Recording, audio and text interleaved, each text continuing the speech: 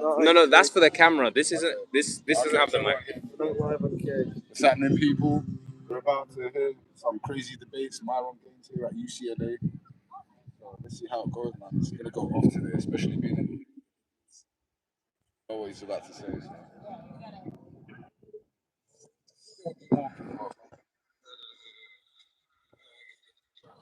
Oh, what happened? Did it go through? No, it's good. It's good. They can hear you. I did think there was going to be more people. I thought there was going to be more ragers. But you know what? The university or college, it's university, isn't it? Is it? No, it's not. It's a college, right? UCLA. Oh, you know, it's not like England. Like you can get your degree out of college. Yeah. That's how it be. Zion will probably know more. Well, you can get your degree in a college over here. Yeah. Degree in what, me? Not like anyone. Yeah. I'm saying like in England, you get your degree at university, right? Yeah. No. Yeah. College is university here. Exactly. It's that different in England. Same thing here. So what, you have universities out here as well. Well, this is a university. University is like where you go for 4 years, like the full time. So there's no difference between college and university. I guess other colleges like community college shit. The only difference between college and university is like private and like colleges, I forget, but it's the same thing.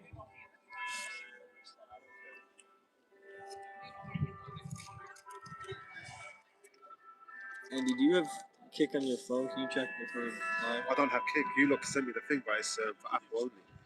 Do you have that? So that was the. That was for the live stream. Yeah, That was to live stream. See if you can download.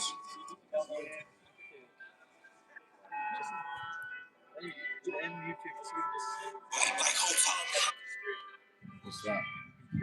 Yeah, make sure people can do this. Yeah, solid. There's 6 people in there. So guys, it's basically me on the There's 10 people. This is Myron instead.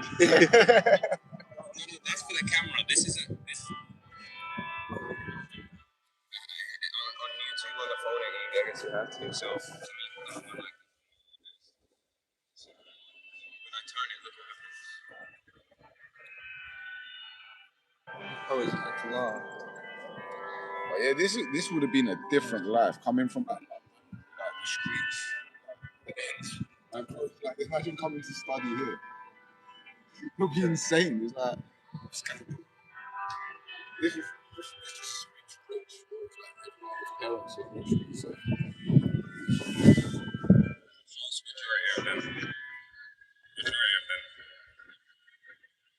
See, like I would say I'll send my kids here, but probably with indoctrination.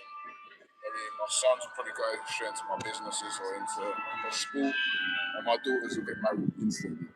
Done. Married off.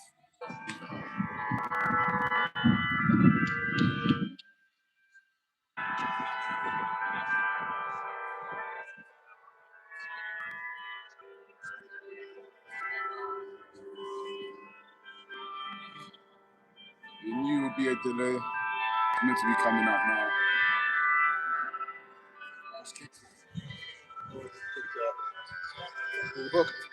Yeah, I booked it.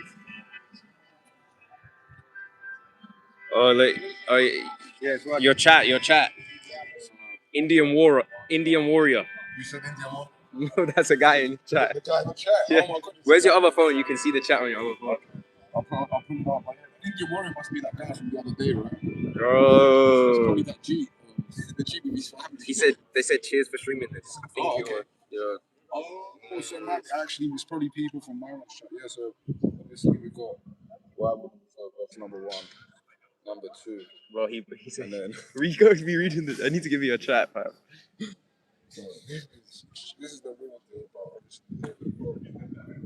why women deserve less number, even less, and then why women deserve less.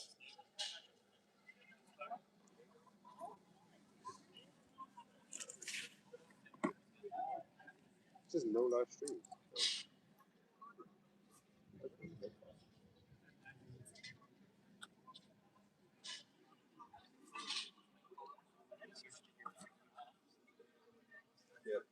got 3 people in kick.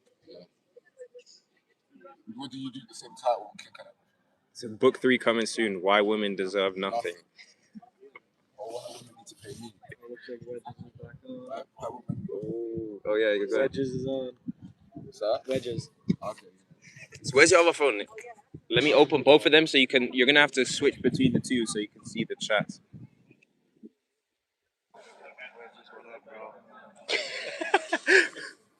It's like IRL chat. I'll read the chat.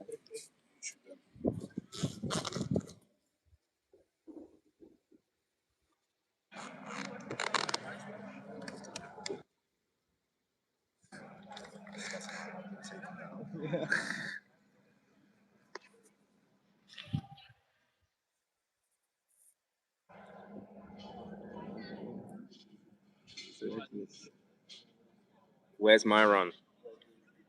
That's what they're asking in the chat. You see it? Where's Myron?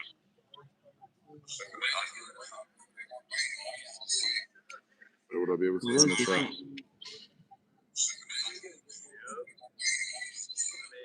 Sorry guys, we're just sorting out the chat. We don't need to go on the app. Yeah, go on YouTube. Right?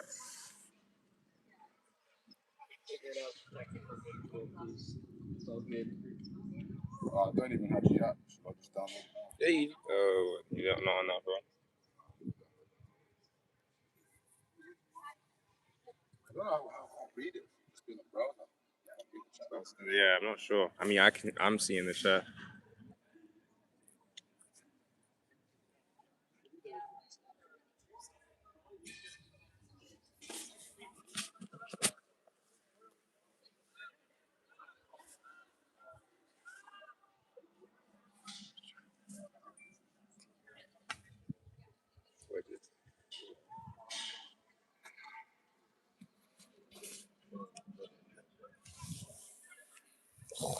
So yeah, guys, it's about to go off.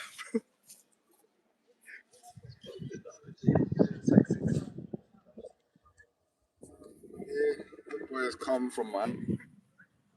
Let's see how much he triggers the people here in LA. It's going to go off because here in LA, if you guys don't know, I live in LA. This is the home of the liberals. Like, you're going to have insane people.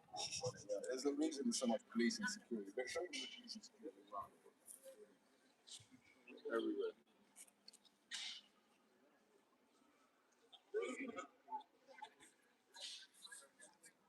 So asking me to sign in now.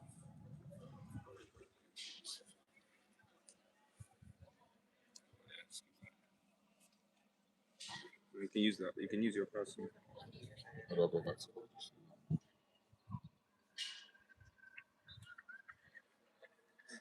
Skip. Alright, cool. Now just do mine. It should come up.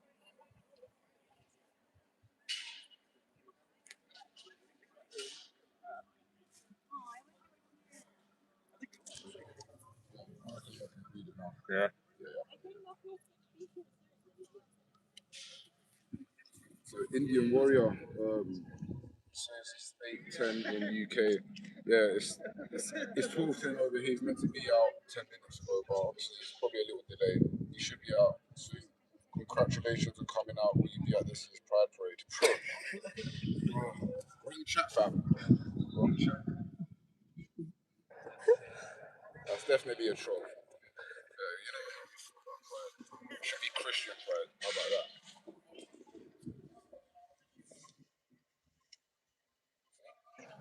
Yeah. So guys, make sure you guys like the video as well, man. I know there's not many of us in here, but go like the video. Go like the video right now, guys. I've come out here, giving my time, energy. We've also got the books out here as well, so you guys can see. And then underneath, special. Translated.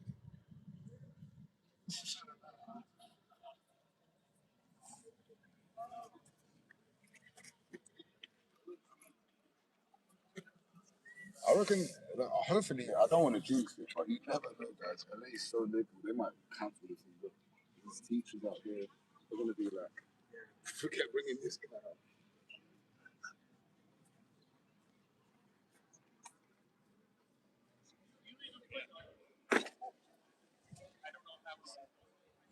27. So there's gonna be someone trying to prove their argument. It's going to be someone what? Trying to prove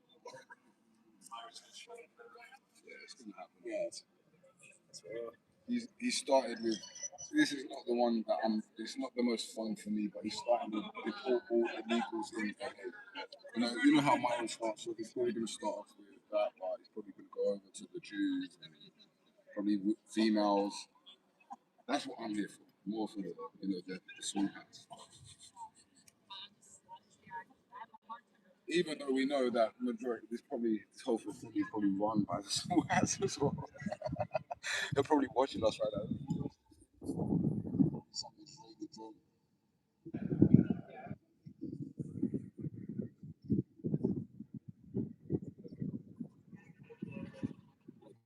Come out. Dylan, I'm not sure. It should be within the next 15. You know.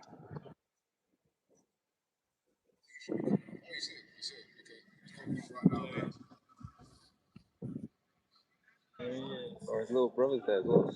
Oh yeah.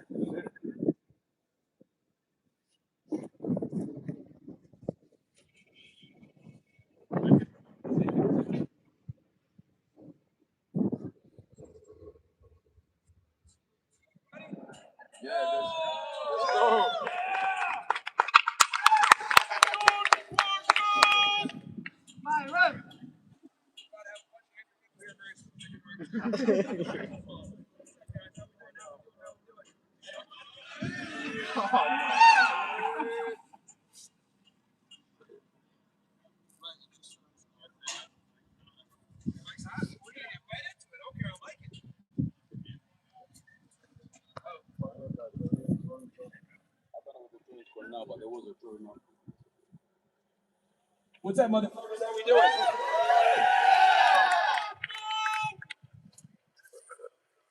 All right. So, what do we got for the thing right here? Check another one. Okay. Oh, the portable illegals in LA. That's fantastic. Okay, so some of you guys may or may not be familiar with me. Myron Gaines from Half of the Question podcast. Some of you guys might be familiar with me.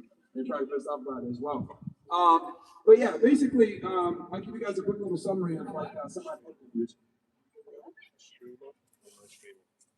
Number one, women are stupid. Jews are in America. Blacks are criminals. Let's see. Indians stink. Did I say women are stupid? Yeah, women are stupid.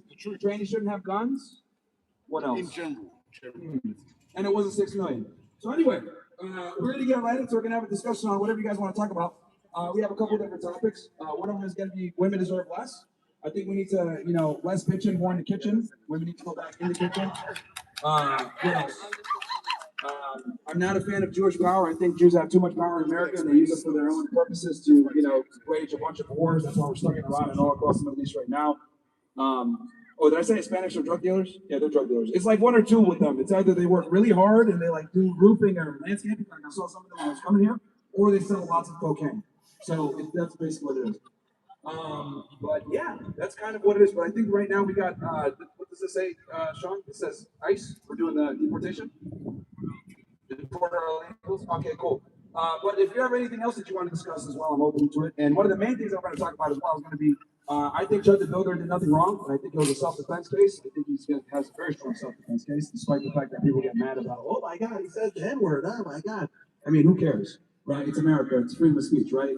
No one cares if speech offends you. You got to, fight to defend people's ability to say it, whether you like it or not.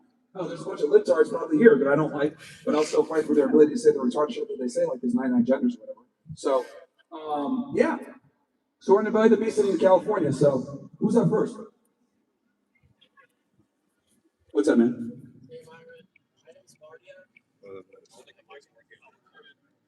We'll turn it on for you. Myron, my name is Bardia, and first of all, I just want to say welcome to UCLA. Thank you. And I don't know, I just feel like, there's a lot of like security and stuff like that, but and I don't mean to like put everyone on edge, like, off the gate. Here we go.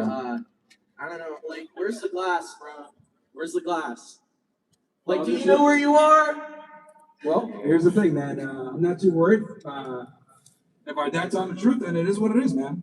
Can't be scared to die, my friend. Yeah, but yeah, I just wanted to wish you luck. Yeah, I might come back like a second time. I just wanted to say hi. I'm a huge fan. Okay. Shout out to Jawbreaker Girl. You had her on your show. Okay. I don't know if you remember her. No, I do. She's cool. She's fun. Yeah, and thank you. All right. I thought he was gonna like go crazy or something. Using trying to get out guns. Crazy or some shit. You know what I mean? That'd be a bad move, right? These guys, the UCLA cops are pretty armed to the teeth, man. So it would be a good idea. Your only relationship started when you were in your mid-30s and also ended in your mid-30s? Why should anybody listen to you for You're the dating cloud advice? chaser guy that got beat by Andrew Wilson, right? No, I beat Andrew Wilson. Only dick riders think Andrew won, by the way. So No, he tell me absolutely again, why demolished should you. anybody listen to you for dating? Why should it?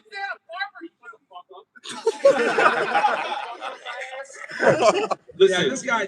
listen. This guy's a cloud chaser. No, it's not a contract. I have a question. You are. You've been following me all over the place. You bro. literally You're following me all over have the one place. It's kinda relationship in your mid-30s. Why should anybody listen to you for dating advice? What is that? Actually, that's a good question. That's actually. I'm glad that you brought that up. Oh, are you?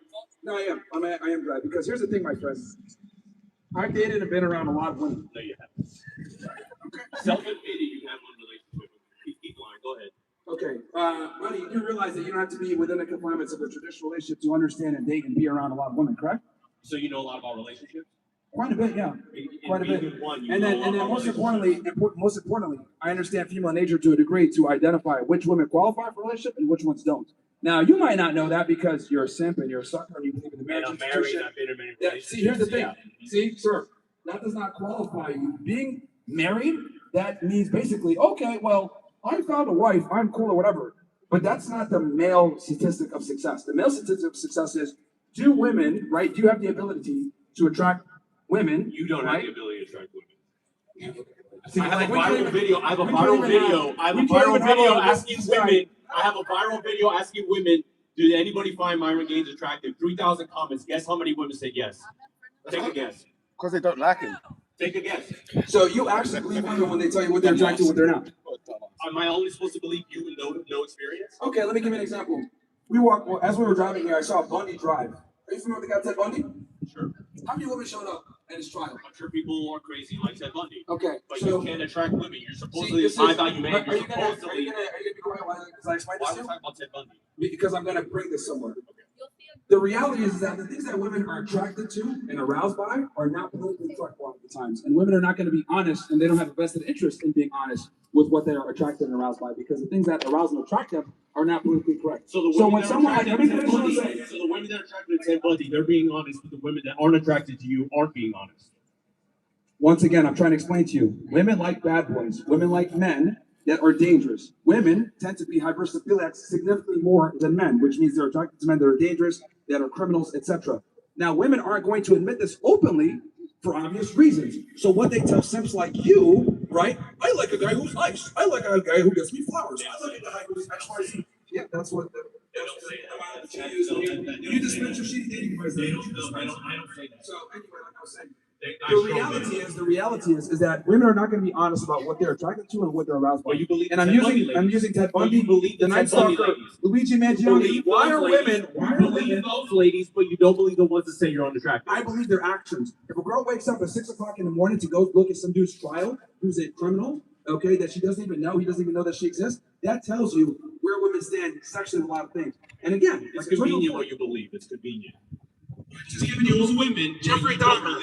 Jeffrey You believe that those Ted women are Bundy, attracted to the them. Night Yes. Stalker, Richard You Ramirez, believe Luigi that those Mangione. women are I'm attracted to them, giving you but an you don't example. believe the women aren't attracted to you. Why do you believe them but not that? I'm telling you that they're not going to be honest with you and tell you that they're attracted Yeah, to you but or they're not. honest about That's Ted not really Bundy. But relevant. they're honest about Ted Bundy, but they're not honest about you.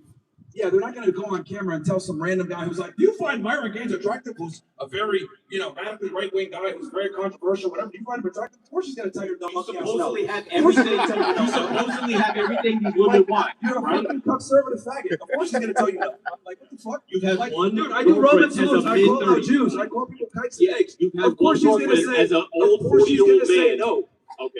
Yeah. Of course she's gonna say yeah, no. You believe It's what not you want to politically believe. correct You believe what to you be want to attracted to believe guys and like ignore you. everything else. I got it. Yeah. Anyway, that's what I'm saying. Okay, that's what I'm saying.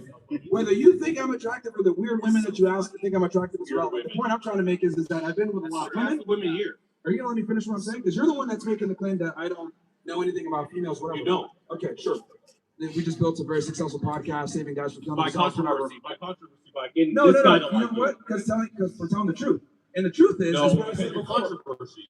Rage bait is popular. It's not because you're telling the truth. It's because people love rage bait, and that's what you do. You're the king of rage bait, and people love that. I just proved you wrong a second ago. I love that shit. That women like bad boys, women like hypersensitive, Why women don't they like like you? murderers. Why don't they like you? How do you know they don't? Because I know they don't. Okay. Prove that they do. Prove that women like you. Again, Prove that women like you.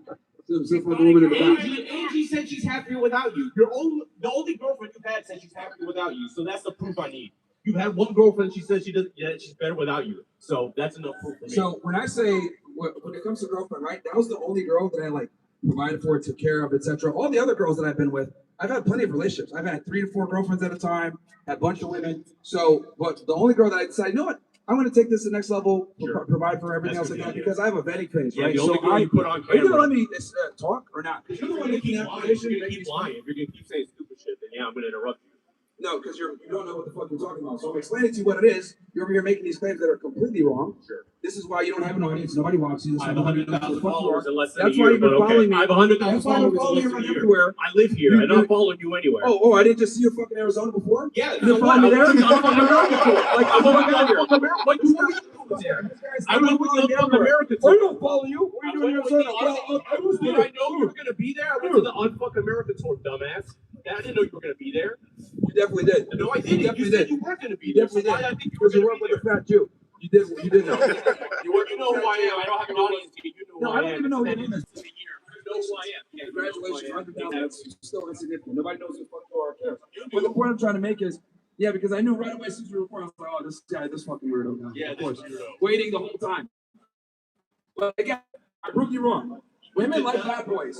You can sit there and say, I don't think you get girls. Okay, bro, that's demonstrably false, but that's fine. I'm not going to sit here and tell you I've had sex with this many girls. That's irrelevant. What I'm trying to make is I've talked to a bunch of women, almost 4,000. I've been with a lot of women. I am very selective on girls that I date and take seriously and or put in any type of long-term relationship where I might pay for anything. So just the fact that you saw one of them, which was Andrew, was the only girl that I actually like paid for and took care of, that was only one. But I've been with hundreds of girls before that. So I am very selective on which girls I take seriously. I have a very strict vetting phase. I teach guys how to do that. You might not like that. You don't understand that, but you're playing by a whole other. You don't understand how modern women move nowadays, and that's the issue. You're a man. You're out the fucking game. You don't know what you're talking about. Quite frankly, there's a reason why nobody watches. So get the fuck off the mic. Nobody cares. Man. So we're gonna go to the next question. Get the fuck out of here. Like, dude, these little faggots are retarded. You follow me around and shit like that, like you're a faggot. And we need to go back to telling people. Here's another thing also, to be honest here. We need to go back to telling people they're fucking stupid. We don't do that enough. We sit there, oh, I got ADD, I got ADHD, I have this problem where I can't focus or whatever. I have hyper attention. No, you're just fucking stupid. We need to go back to telling people they're fucking dumb. They get demonstrative. Yeah, we need to bring back bullying as well. Like, someone comes in and says something demonstrably false. I asked 100 women and they all said they didn't like you. Okay, bro. Women are never honest about what they like. If women were honest about what they like, they would say, okay, I want you to ignore me when I call you. I want you to play hard to get. I want you to have multiple women to have pre-selection. I want you to dress well, be in the gym, not take me seriously, always look at me as an afterthought, focus on everything else about being a better man and not focus on me, and be toxic every now and then, tell me to shut the fuck up. Women would never admit this to you, though, would they? That fucking faggot thinks they will, because he's retarded. And this is exactly why so many guys struggle. Stupid dating coaches like that cucked out fag who's been married forever doesn't understand how modern women are. Now, there's some women here that are probably mad at hearing that. That's so offensive. That's so misogynistic. Guess what? I'm fucking realistic when it comes to women. I've read books about this shit. Amazon bestseller. Why Women Deserve Less. Feel free to get it. Why Women Deserve Even Less is book 2, and then book 3. Why Women Deserve Nothing coming very soon. But the point I'm trying to make is that what women say and what they're attracted to and respond to favorably are two different fucking things. And that guy just demonstrated he doesn't know what the fuck he's talking about. You get no girls. Okay, buddy. Sure. What's up, man? Welcome. Hey, man. Thank you. My name is Jeff. I'm a medical student here at UCLA. I wanted to ask you a little bit about like Israel, maybe the Middle East. We just Let's do it. Restate what you were saying about that. Since we're talking about this topic. Go ahead. You wanna summarize the book for me? I haven't read it. You never say that. Well, I've heard of it. I've heard of the book. I haven't read it. Basically, Jews do some dumb shit. But tell me, what were you saying about like Israel and the Middle East? I mean, I know kind of more about recent history, not about the older stuff. Well, I mean, if we're going to be simple, the state of Israel is a parasite. We need to stop giving them aid. They create a lot of problems for us, geopolitical problems all over. Many of the Middle Eastern wars that we have are because of them, and I think they're a huge obstacle to diplomacy. Okay, just my perspective. I was in the military before medical school. I had a couple of deployments to the Middle East.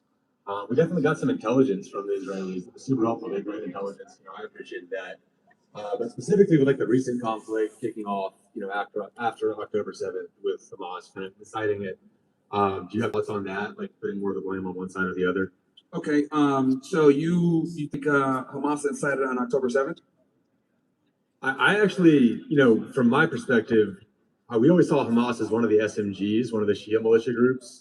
More of my experiences with like the Houthis in Yemen, maybe a little bit preparing for like Western Iraq, dealing with like the Kataib Hezbollah in Al-Anbar province. But I always saw them as just effectively arms of the Iranian government. Yeah. So, and this is kind of like the issue here is that we always start the conflict off on October 7th. We don't start it, May 15, 1948. We don't start it before that. And I always say this all the time, like, when it comes to Zionists in Israel and, a lot of the times Fox News or whatever, they'll always start the conflict in the middle. Like, oh, let's start on October 7th. Let's talk about, like, the destruction of, cutting the grass, killing Palestinians, taking them prisoner, expanding the West Bank, violating every peace agreement. Like, let's, not talk about any of the other stuff that led to this. Let's not talk about the Red Cows. Let's not talk about destroying the Al-Aqsa Mosque. Let's not talk about the Abraham Accords. Let's not talk about sabotage the Oslo Accords. They never ever give you like the full context of why things happen. Now, let me be clear. What occurred on October 7th was horrible.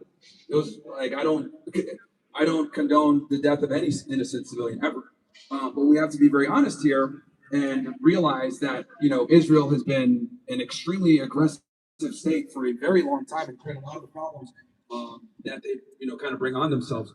And if they exercise a bit more diplomacy and they weren't kind of killing Muslims and stealing land and doing all the other stuff they do, they wouldn't have the problems that they have. And unfortunately, in Western media, we don't talk about this because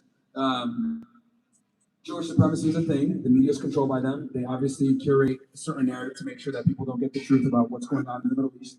But they are the aggressor in a large amount of the conflicts.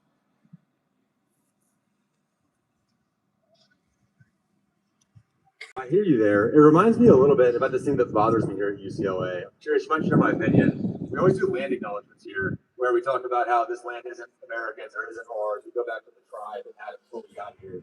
How do you feel about that? Well, I mean, I think that's I don't think that's really the same because when it comes to what's going on with Israel Palestine, that's a bit different than what we have going on over here.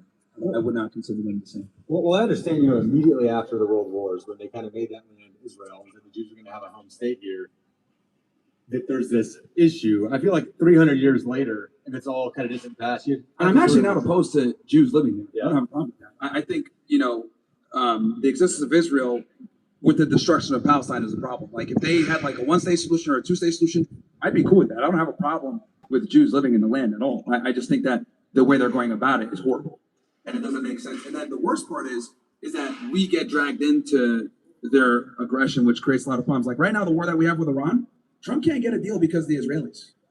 Like that's literally where we are right now. If we're gonna, fast forward it, like we literally cannot strike a deal right now with the Iranians because the Israelis refuse to stop bombing Lebanon. I'm not sure I agree with you there.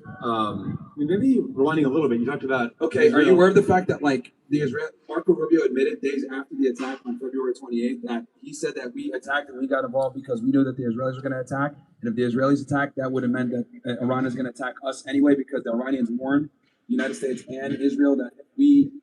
that an attack from either one of us comes, they're going to attack both of us as if it's one, because we look at it as one. So that's why we had to get involved. Also, Trump relied heavily upon Mossad and Israeli intelligence to decide whether he was going to do the strikes on February 28th, despite the fact that his entire intelligence apparatus told him not to do it, and you're not going to get a regime change, and killing Ali Khamenei alongside many of his other military officials is not going to lead to anything. And now we're in the political quagmire that we are now. When the Strait of Hormuz is basically closed, gas prices are through the roof. We have the worst energy crisis ever. Our military bases all across the region are pretty much destroyed. We have 13 or 14 service members that are dead that should be alive right now.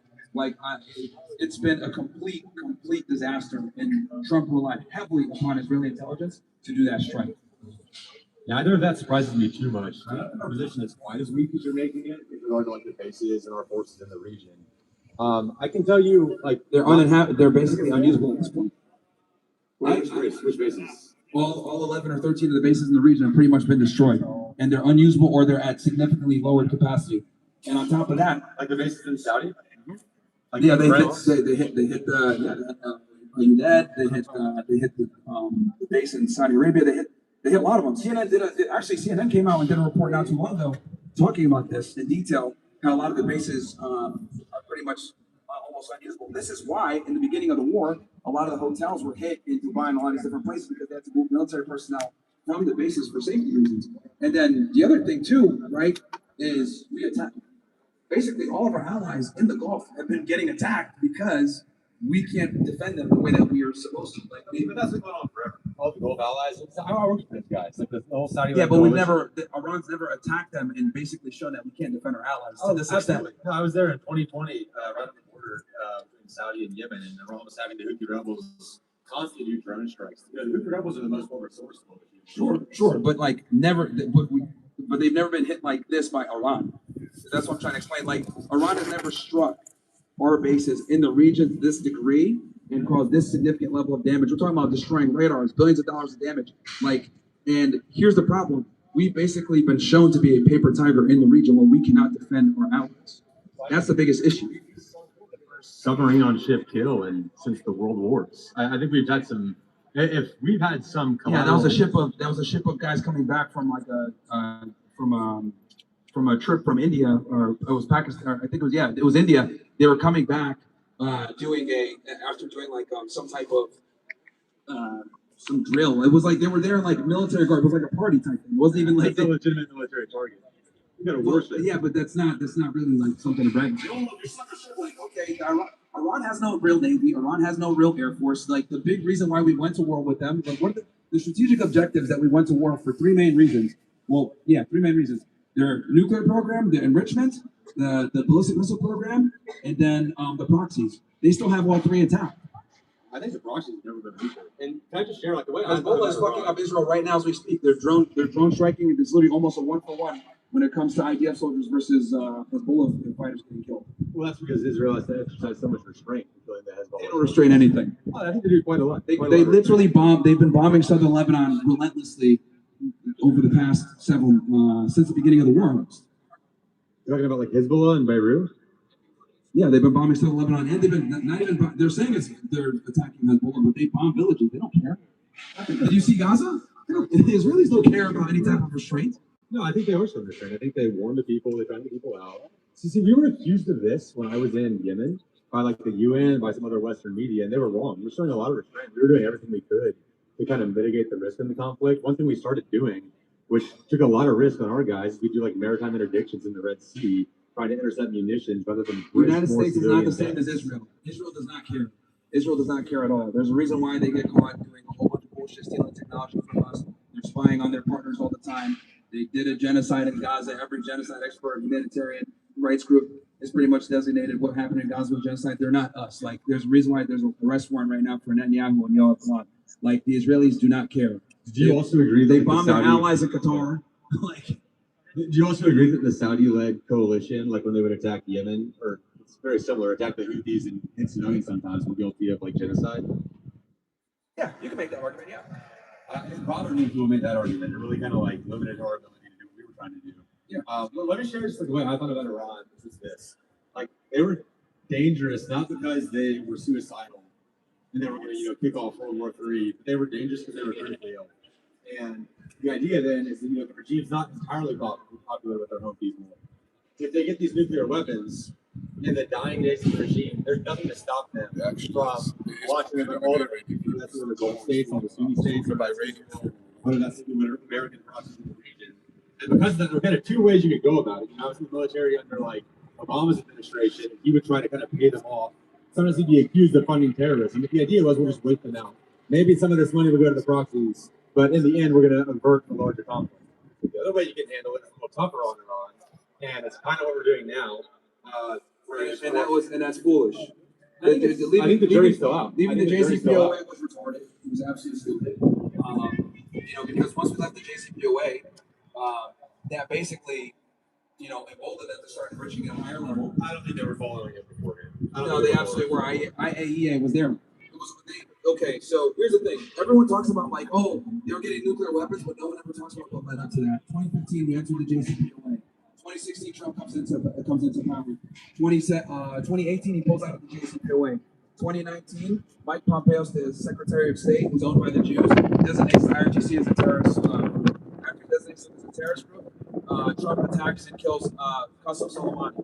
After he kills Qasem Soleimani, obviously they also put in crippling sanctions. So if you're doing all this and then you're also enabling, the Israelis to do whatever they want, moving the embassy, creating the Abraham Accords, trying to get around the Palestine question, well, of course they're going to enrich at a higher level because of U.S. aggression alongside Israeli aggression. We're talking about two nuclear armed powers. So what Iran was doing from a strategic standpoint was maintaining what's called a nuclear threshold state, where we're going to enrich at a certain level where we can deter. That's what it's always been about. And Iran has been extremely measured in a lot of their responses. And I hate that I have to say this all the time because I don't like Iran. I don't care about the IRGC.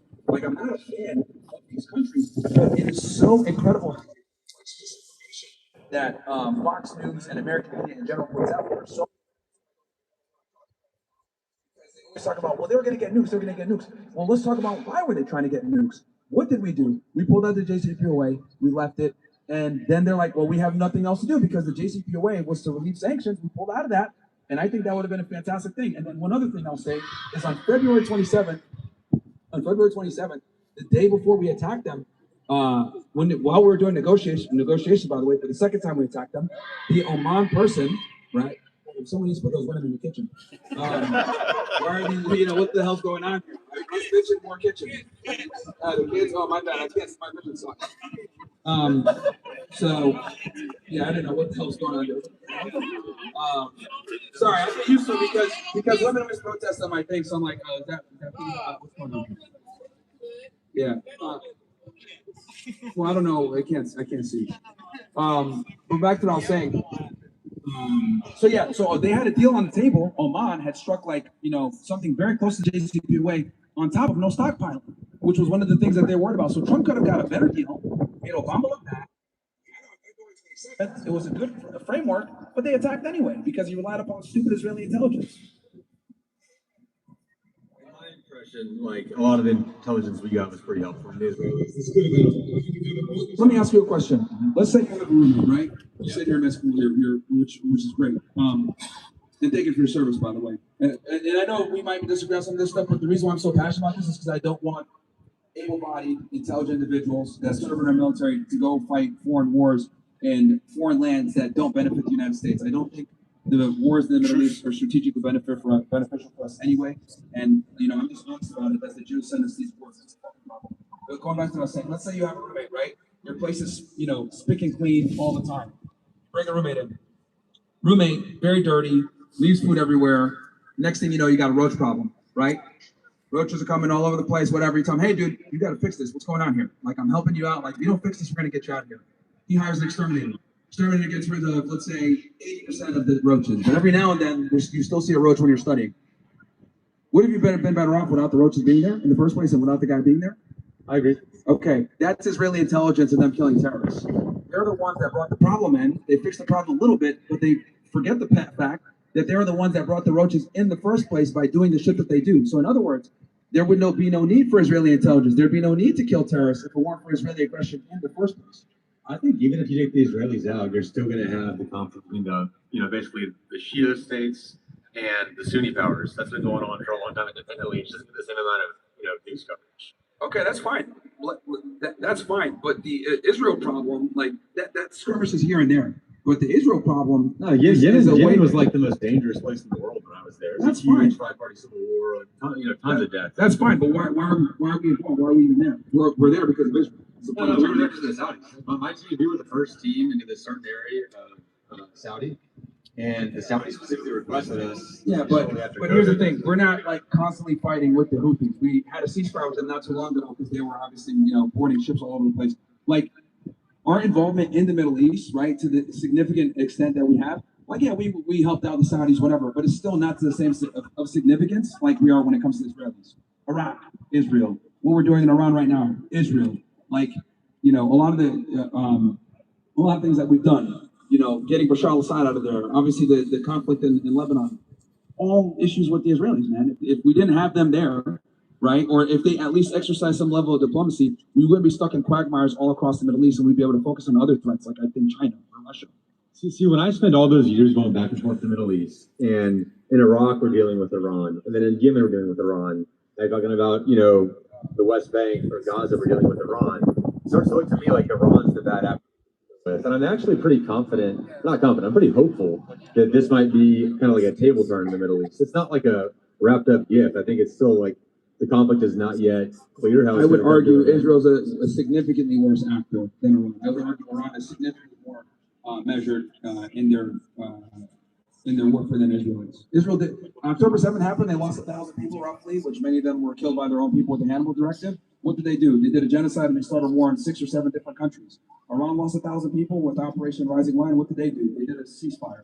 They did a symbolic strike on El Udeid and ended the war. After getting bombed by the U.S. and by Israel, I would argue they're far more rational than the Israelis. Well, let me ask you this. If 10 years from now... Same casualty number, by the way. If you see 10 years from now, the Middle East is a much more peaceful place, I mean, are you open to considering that maybe taking out Iran was one of the better steps to get to that point? Taking out Iran isn't going to be the thing that stabilizes the Middle East. It's going to be restraining Israel's aggressive foreign policy. Well, no, but Israel's so friendly with all the Gulf states now. I think a lot of the reason Iran's pursuing this war is because places like Saudi, UAE. The only country in the Gulf that recognizes that is the UAE. No other country recognizes their sovereignty, and it's because of the Palestine question. This all, honestly, would be ended if they gave the Palestinians some type of like actual citizenship or some type of right of recognition or sovereignty. Hasn't that been offered a few times? Hey, wrap it up, man. No, not really. They've basically tried to do diplomacy, but it's been like backhanded. Like the Oslo Accords, for example, which is the closest thing that would be, which was negotiated. Netanyahu has been sabotaging that for decades. See, I'm of the belief that if they did that tomorrow, it would help, but I think you'd still have Iran provoking conflict again, whether that's in...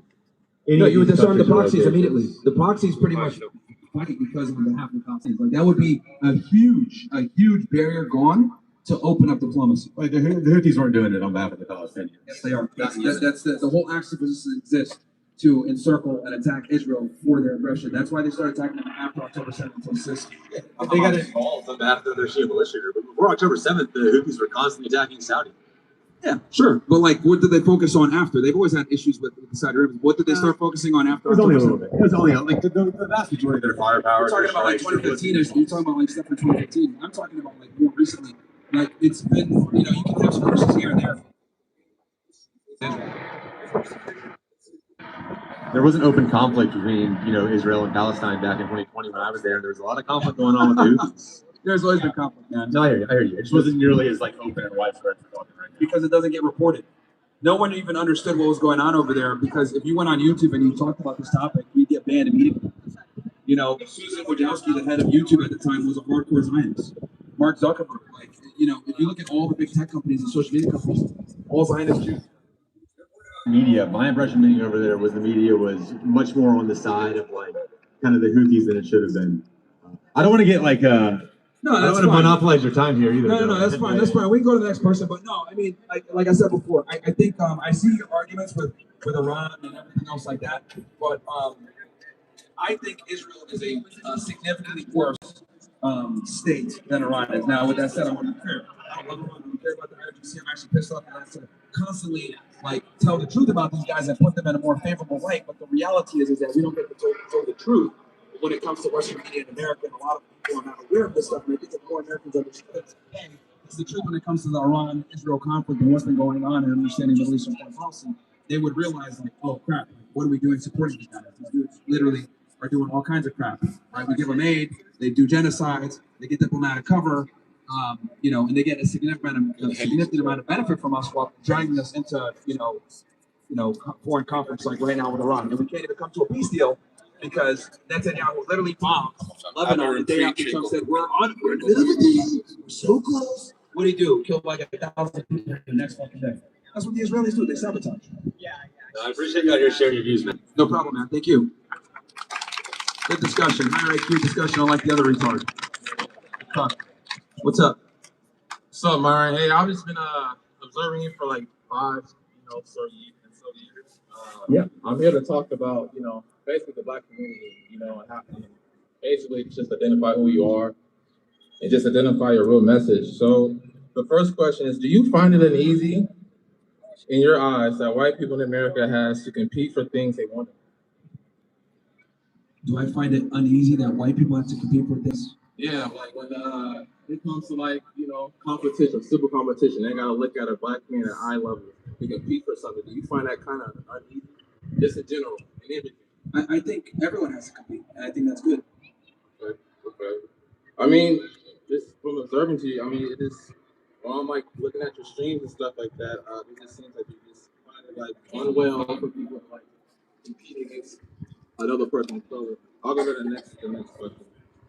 No, I'm for open competition. I think we should operate on meritocracy, not to fill DEI quotas. Okay. To keep it real, do you think civil rights was a mistake? If so, how? No, I don't think it was a mistake. I think obviously giving everybody the equality of opportunity was important, but now we've gotten to a point now where it's equality of outcome, and that's the problem. So, within your talks, I was, YouTube, I believe. Yeah. So, how can you be so passionate about claiming Black people are the bottom of the barrel and has low IQ, but sit there and surround yourself with practically his entire teams with Blacks from learning the aspects of real estate to standing up for themselves and to making constant content and bringing up ideas? Like, for example, like Marquette Davis and Brandon Carter, Tristan and Andrew Tate, stuff like that.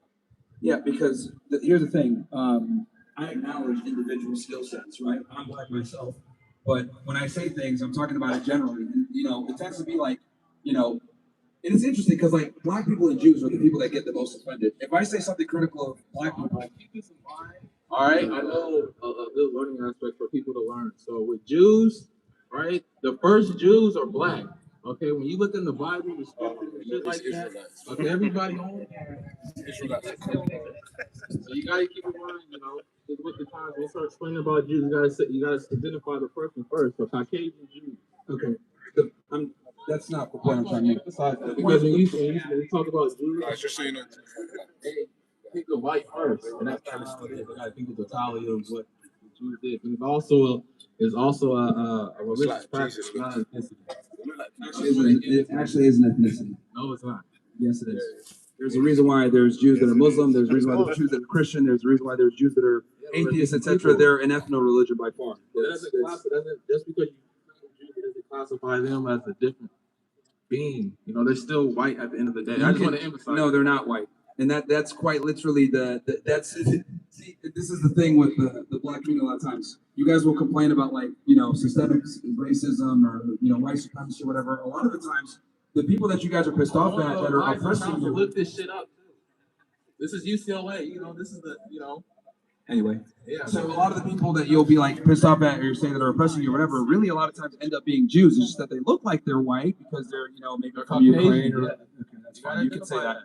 You can say that. But they're Jewish. There's a reason why they'll sit there and be like, well, you gotta remove white people or whatever. That why do you think Ashkenazi Jews who look white are some of the biggest opponents of white nationalists or white identitarians, etc.? It's because they don't identify as white. Now they'll identify as white when it benefits them. But there's a reason why someone like a Ben Shapiro, when he's asked, "Are you white?" He doesn't know what to say because they don't identify as white realistically. They identify as Jewish. Okay. Now, with that said, and that's a big part of their right of return. So they absolutely have an identity that you can do a whole DNA test.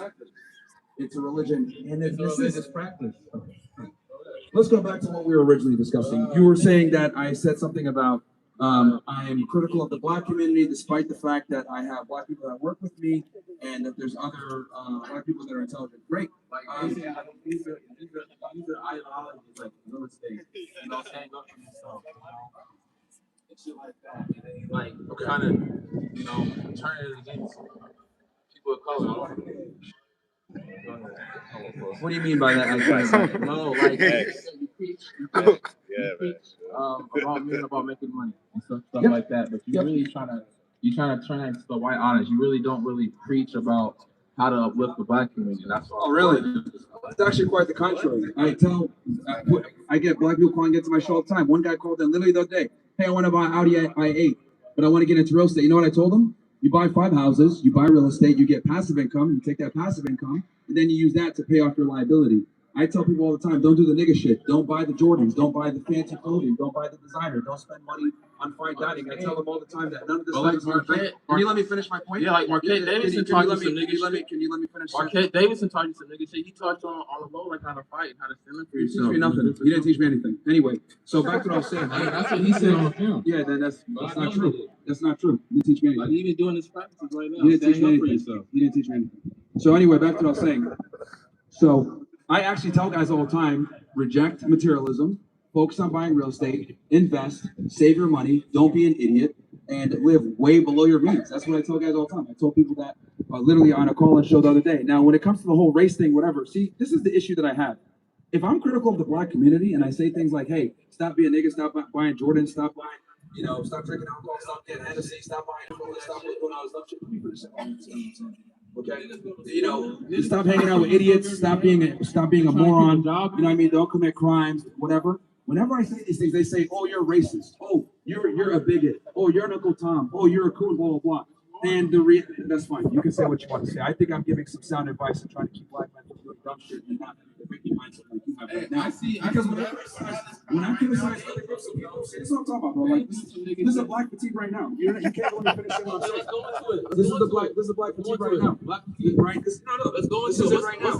I'm trying to explain what I'm trying to say. You're constantly interrupting, right? I'm explaining and giving you my real position. And this is what I was trying to say before. When I criticize other groups of people, they don't cry and complain as much as the black community and the Jewish community. They cry so much, call me a racist, call me an anti-Semite, but you guys can never call me a liar, which is the point. As long as you can until you can call me a liar, quite frankly, I don't care about your opinion or what you think. Okay, you call me a coon or an anti-Semite or Uncle Tom, I'm just keeping it real. This is I want black guys to not be criminals, not be idiots, reject materialism. I want people to get this book named Black Fatigue. It's by Mary Frances Winters. Okay, now, what's your definition of black fatigue? Go ahead. This right now. This right now. We're all fucking tired of you, bro. We're all fucking tired of you. See, this is what I'm talking about. Like, yo, see, let me just go. Let me keep it real with you, okay? Because you're talking about some book from before. I'm talking about the book that's right now. Black fatigue now is like, the black fatigue now is where we can't be honest about criticisms of the black community, because if we do say anything about blacks, it's immediately met with, you're a racist, you're a bigot, you need to lose your job, get out of here. This is why people are tired around being around blacks. We don't want to live around y'all niggas. You guys are annoying. You guys are fucking loud, obnoxious. Can't even let us finish our sentences like before, like right, what you're saying before. Bringing up a whole bunch of irrelevant shit as I'm explaining what I'm talking about. You mischaracterize my positions. You don't really pick up the black community. Really? I've talked to so many young black men and told them, yo, don't do this. Don't do that. Do not fall for this temptation here. Save your money. No materialism. Don't buy the fucking designer. It's stupid. It's not going to help you. Do not lease that car. Do not do that shit. Save your money, invest in real estate. But of course, you're going to look at that. You hate black people. Actually, no, this is what they need to hear versus what they want to hear. All right, so the definition of black fatigue, by the book. All right, black fatigue is a repeated variations of stress that results in extreme exhaustion and causes mental, physical, and spiritual maladies that are passed down from generation to generation. That's on page 11. All right, that bullshit that he put out, it was just off of emotion and shit. You don't want to live around blacks, that's on you. That's nobody wants to live around blacks, bro. Nobody wants to live. Who gives a fuck? I want blacks to live amongst each other and build each other up. That's the whole point. Right. The thing is, you don't push that. That's not what I said. No one wants to live around blacks because of this. That doesn't affect blacks at all. That's the big problem. And also on page 11, they also. You don't repeat what I said though. Nobody wants to live around blacks, bro. Like it is what it is. Like you don't want to be around them. Out here trying to get that validation. And you're using like the whole point is to be left alone. There's certain terms that like have a textbook definition, and there's terms that have like more colloquial like modern definitions. And the black fatigue is a relatively new thing that's come over the past several years, where people are tired of having to bite their tongues or not say what they want to say, about black people because they're scared of losing their job, or they call them racist or whatever, always maybe, done that. or be attacked. They've For that always matter, done that. We've been attacked every day. What the fuck you talking about? you've been attacked every day. No, I'm just saying. I would argue you as a black man has more advantages than white people. Oh, of course. Yeah. No, I don't. I mean, not. No. Like for example, You know why? Because they don't have skill set. They can't fucking. if I take your skill set and I take a white person's skill set and you guys have identical skill sets, right? Identical GPAs, whatever. You're more than likely going to get hired. Yeah, because I've been doing this shit naturally. They have an environment. They have What happened to meritocracy from before? What happened to equality? What happened to equality? What happened to equality? What happened to meritocracy before? See, this is the problem. Like, this is what I'm trying to say. Like, the whole, like, you're over here researching shit, you can't even, like, you know what I mean? I'm trying to pull up close with people just to get the book and try to just really just. No one thinks to themselves, oh, let me look up this, like, obscure book from, like, back in the 1970s about black fatigue. When we talk about black fatigue, it's about, like, George Floyd. It's about the riots all across these blue cities where they're fucking lighting cities on fire because some dude who overdosed on fentanyl, right? He didn't overdose on fentanyl. So hold on. So you think you don't? So you think George Floyd was like a martyr? No, he was an individual. He was just a citizen that was just trying to get something to eat, wherever fucking died for no reason. He wasn't no hero, and that's the problem. You guys are trying to paint him as a hero because he's demonize. He was on fentanyl. Demonize. Pregnant women got cancer. Okay, let me go through the fact pattern with you because you clearly don't know who George Floyd was. George Floyd was a multi-time convicted felon criminal. When he was apprehended on that day. No, let's go through the facts. Hero. That's just a regular. No, let's go through the facts because you guys never like to talk about the facts. This is what transpired on that day. On that day, he went into a convenience store, passed a fake note. That's a federal crime investigated by the Secret Service. So then on top of that, and then they called the police on him. Okay, let me finish what I'm saying. After that, they called the police on him. He goes ahead and conducts a drug transaction, another felony with his drug dealer right there. Police come, pull him out. As he's about to get pulled out, what does he do? He swallows some fentanyl because he doesn't want to get arrested again for drug possession. As he's there, and Chauvin has his knee on his back, not on his neck, on his knee on his back, a technique that was taught by the Minneapolis Police Department, by the way. Okay, again, it was on his back. It was a technique taught by the Minneapolis Police Department, okay? He was taught that technique, okay? That was brought up by his defense. Also, he did not get a fair trial. Anyone that has half a brain that watched that trial know that it was not a fair trial. How do I know this? Because they had a BLM activist on the jury. That's absolutely ridiculous. What's the problem with that? I'm trying to explain. Okay, do you understand the process of like Madire and having an impartial jury? You understand how a BLM protester would not be an impartial juror? Okay, bro, we can't even have a conversation. If you don't understand that, then there's nothing to talk about. That explains everything else. People trying to know who you are. That's all it is, really. Yeah, I think they're agreeing with you on this point. You can't see what's going on behind you, but the fatigue is high because you don't even understand the fact that having a juror on a jury for a case that has national recognition that's extremely racially charged is a problem and is going to violate his rights of getting a fair trial. All right, He should get a shot. Honestly, I'm gonna say it. He should get a fucking pardon. He did not get. And the other thing too, he had what, double or triple the lethal dose of fentanyl in his bloodstream. The reason why he was prosecuted so hard is because he was a black man. He was a black man, and it was a white police officer. In America, we have a thing now where, with like Chuck the Builder, for example, oh, white person gets involved with a black person. We don't want to deal with cities going on fire and what worked out with Minneapolis before and the BLM protests. We're just gonna make the arrest. He's going to jail regardless. I mean, oh really? With my opinion, though, I mean, with the system that's in play, I think he should be released to get the hands of the people. I mean, at the end of the day, some guilty in your eyes. Okay, take me got a family. Okay, take me what makes him guilty? What makes him guilty? Yeah. It's all shit. It's all his like. I'll be in fucking like that. But like bottom line is that he's done about 30 to 60 years. Okay, on what facts?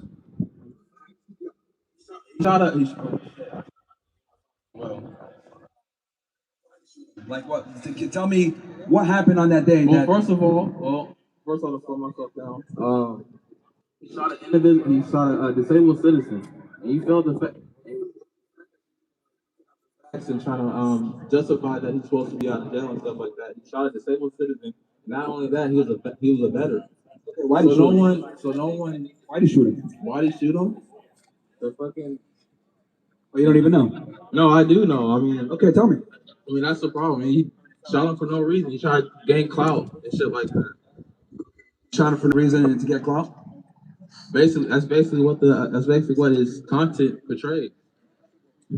So he's not putting. Yeah, this is why the average black IQ is 85. Congratulations. Anyway, thank you for proving all the stereotypes correctly, bro. And I'm one of the only people that has the balls to say this shit when it comes to niggas, bro. Y'all niggas are stupid. Let's go to the next person. Bro's over here trying to debate and argue, furiously looking through AI and still getting his ass whooped. It's embarrassing. Intellectually. And yo, like, again, all the smart black people know that I'm correct, right? We don't want guys like that representing us. But unfortunately, this is the problem, right? Like, this is the stereotypes. People adhere to the stereotypes. I'm trying to fight it off, right? I'm trying to not make us look like fucking idiots. But this is what the general public thinks about us.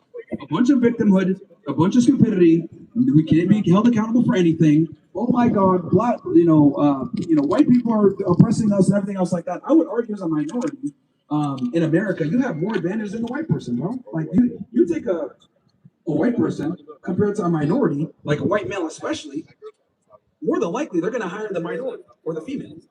It is what it is. But go ahead, man. What's up? I want to talk politics, but I had a couple of quick questions first, so hopefully I can get to the discussion.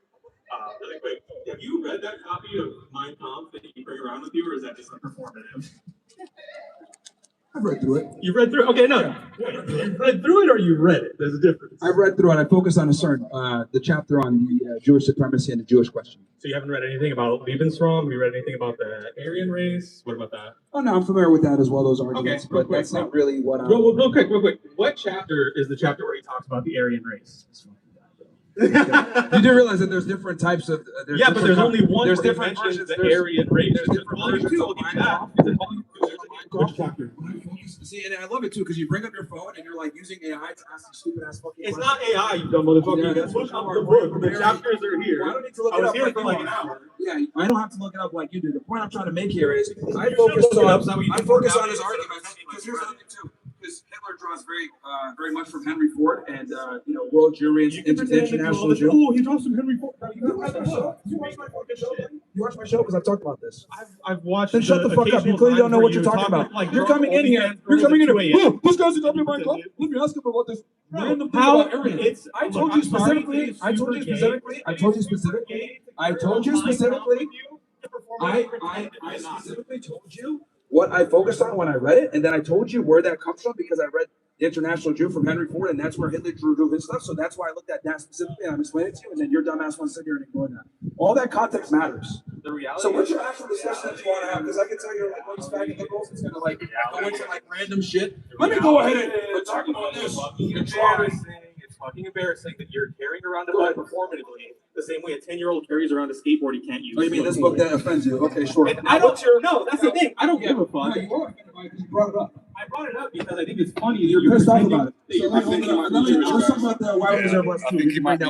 You can do all this. This doesn't bother me. I really don't give a shit. It's just funny that you're going to carry around Mein Kampf performatively. Yep. That's kind of embarrassing, right? To pretend to be a Nazi to be cool is kind of like embarrassing a little bit. Yeah, embarrassing to you because you're a progressive faggot. So yeah, like that's why. It's like, and this is the thing. Like, I'm not. You call me a faggot all you want. You're the one who says you spend more time with men than your women. Here's the thing with you guys. Your woman cheated on you with a overseer. She cheated on you with a overseer. So what kind of bastard doesn't realize you're a broker? She has to go cheat on you with a roller. We were programming before that. Okay, so I don't know what you're talking about. On top of that, you're coming in here like again. You don't watch the show. You don't know what my content is. You come in. This guy's a copy of Mein Kampf. Let me ask him about that, and then I explain to you exactly why I have it. And this part of the book that I focused on reading, and then I talked about Henry Ford, and I talked about all that. Disqualify all that shit. Oh, let me just ask you about this shit. What do you actually want to do? What do you want to actually debate? Because it's the same as like it's the same as gay liberals who have a shelf full of books that they've never read to seem smart. Like you. Okay, now what's your argument? That's why I put my bookshelf down, because once I actually got to college, I was like, hey, you know what's gay? Having a bunch of books I haven't read. What's your actual argument? My actual argument that I came to talk about was, are you finally ready to admit that Kamala Harris easily would have been a better president than Donald Trump? This guy.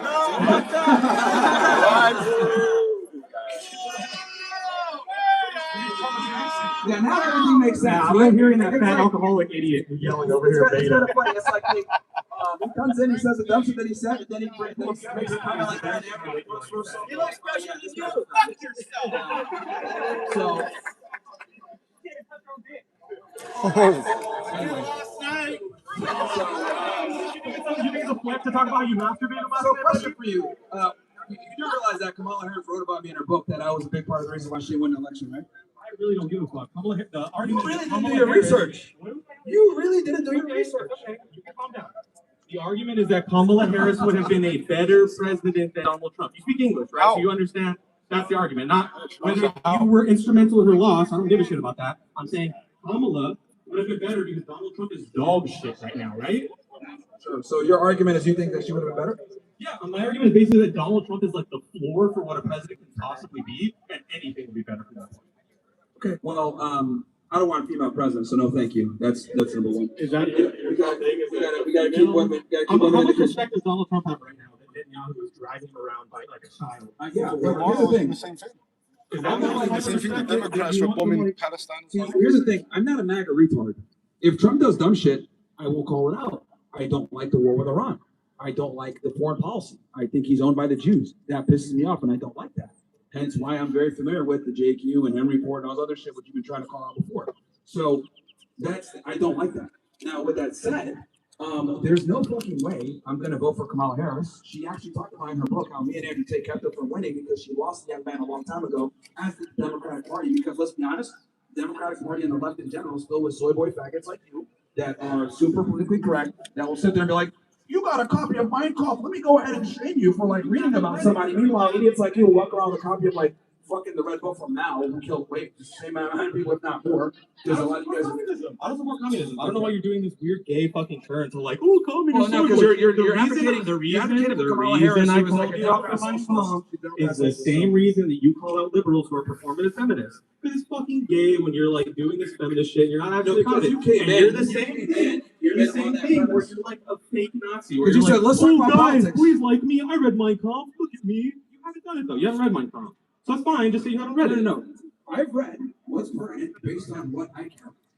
And So you have I explained that to okay, you. And I love you that did the brought- spark notes of Mein Kampf. Can we agree on that? And again, I told you this. I read that because I read The International Jew from Henry Ford, and that's why I said, let me see what Hitler has to say about that. So I read You that don't have specifically. the international So Jew that up there on context- stage with so you. that You context should is probably, if extremely you read the international Well, Jew, I'll bring have it. that on stage Well, with it's a you. bunch of Not pamphlets, Mein Kampf. retard. So It's a where you're bunch of- like it's not really a book. doing It's a bunch of Nazi pamphlets stolen that was- valor. See, if you were smart, you would know it was not really a book. It was like a bunch of pamphlets that were produced right out of Dearborn, Michigan. So it's not really a book. But you know what? Just for you, well, go ahead. Glad the National Jew next time because you're that much of a fucking retard. Because you're here to just do ad hoc, so we can play this game too, faggot. So what's your actual thing? We need to go because you guys love to call people Nazis or whatever. Or like you're a right winger, so I'm just gonna go ahead and just call you a Nazi, whatever. You know, I didn't call you a Nazi. That's the part. That's the part. The funny is that Stupid you're not a fact. Nazi. You're such Now, a fucking back to what I lonely was- loser back to what I was that you gonna have say. to pretend to be a Nazi. Kamala Harris. That's fucking Kamala gay. Harris is There's better off nothing in a more kitchen fascist than in the that. White House. Okay, You're she's not better off fucking Nazi. in a kitchen in the White House. We will never have a female president. I will never fucking elect a female president. Women don't lead anything except to the end of a relationship for us to do. So no, thank you. And we can go ahead and have our criticisms of Donald Trump. Sure, no problem.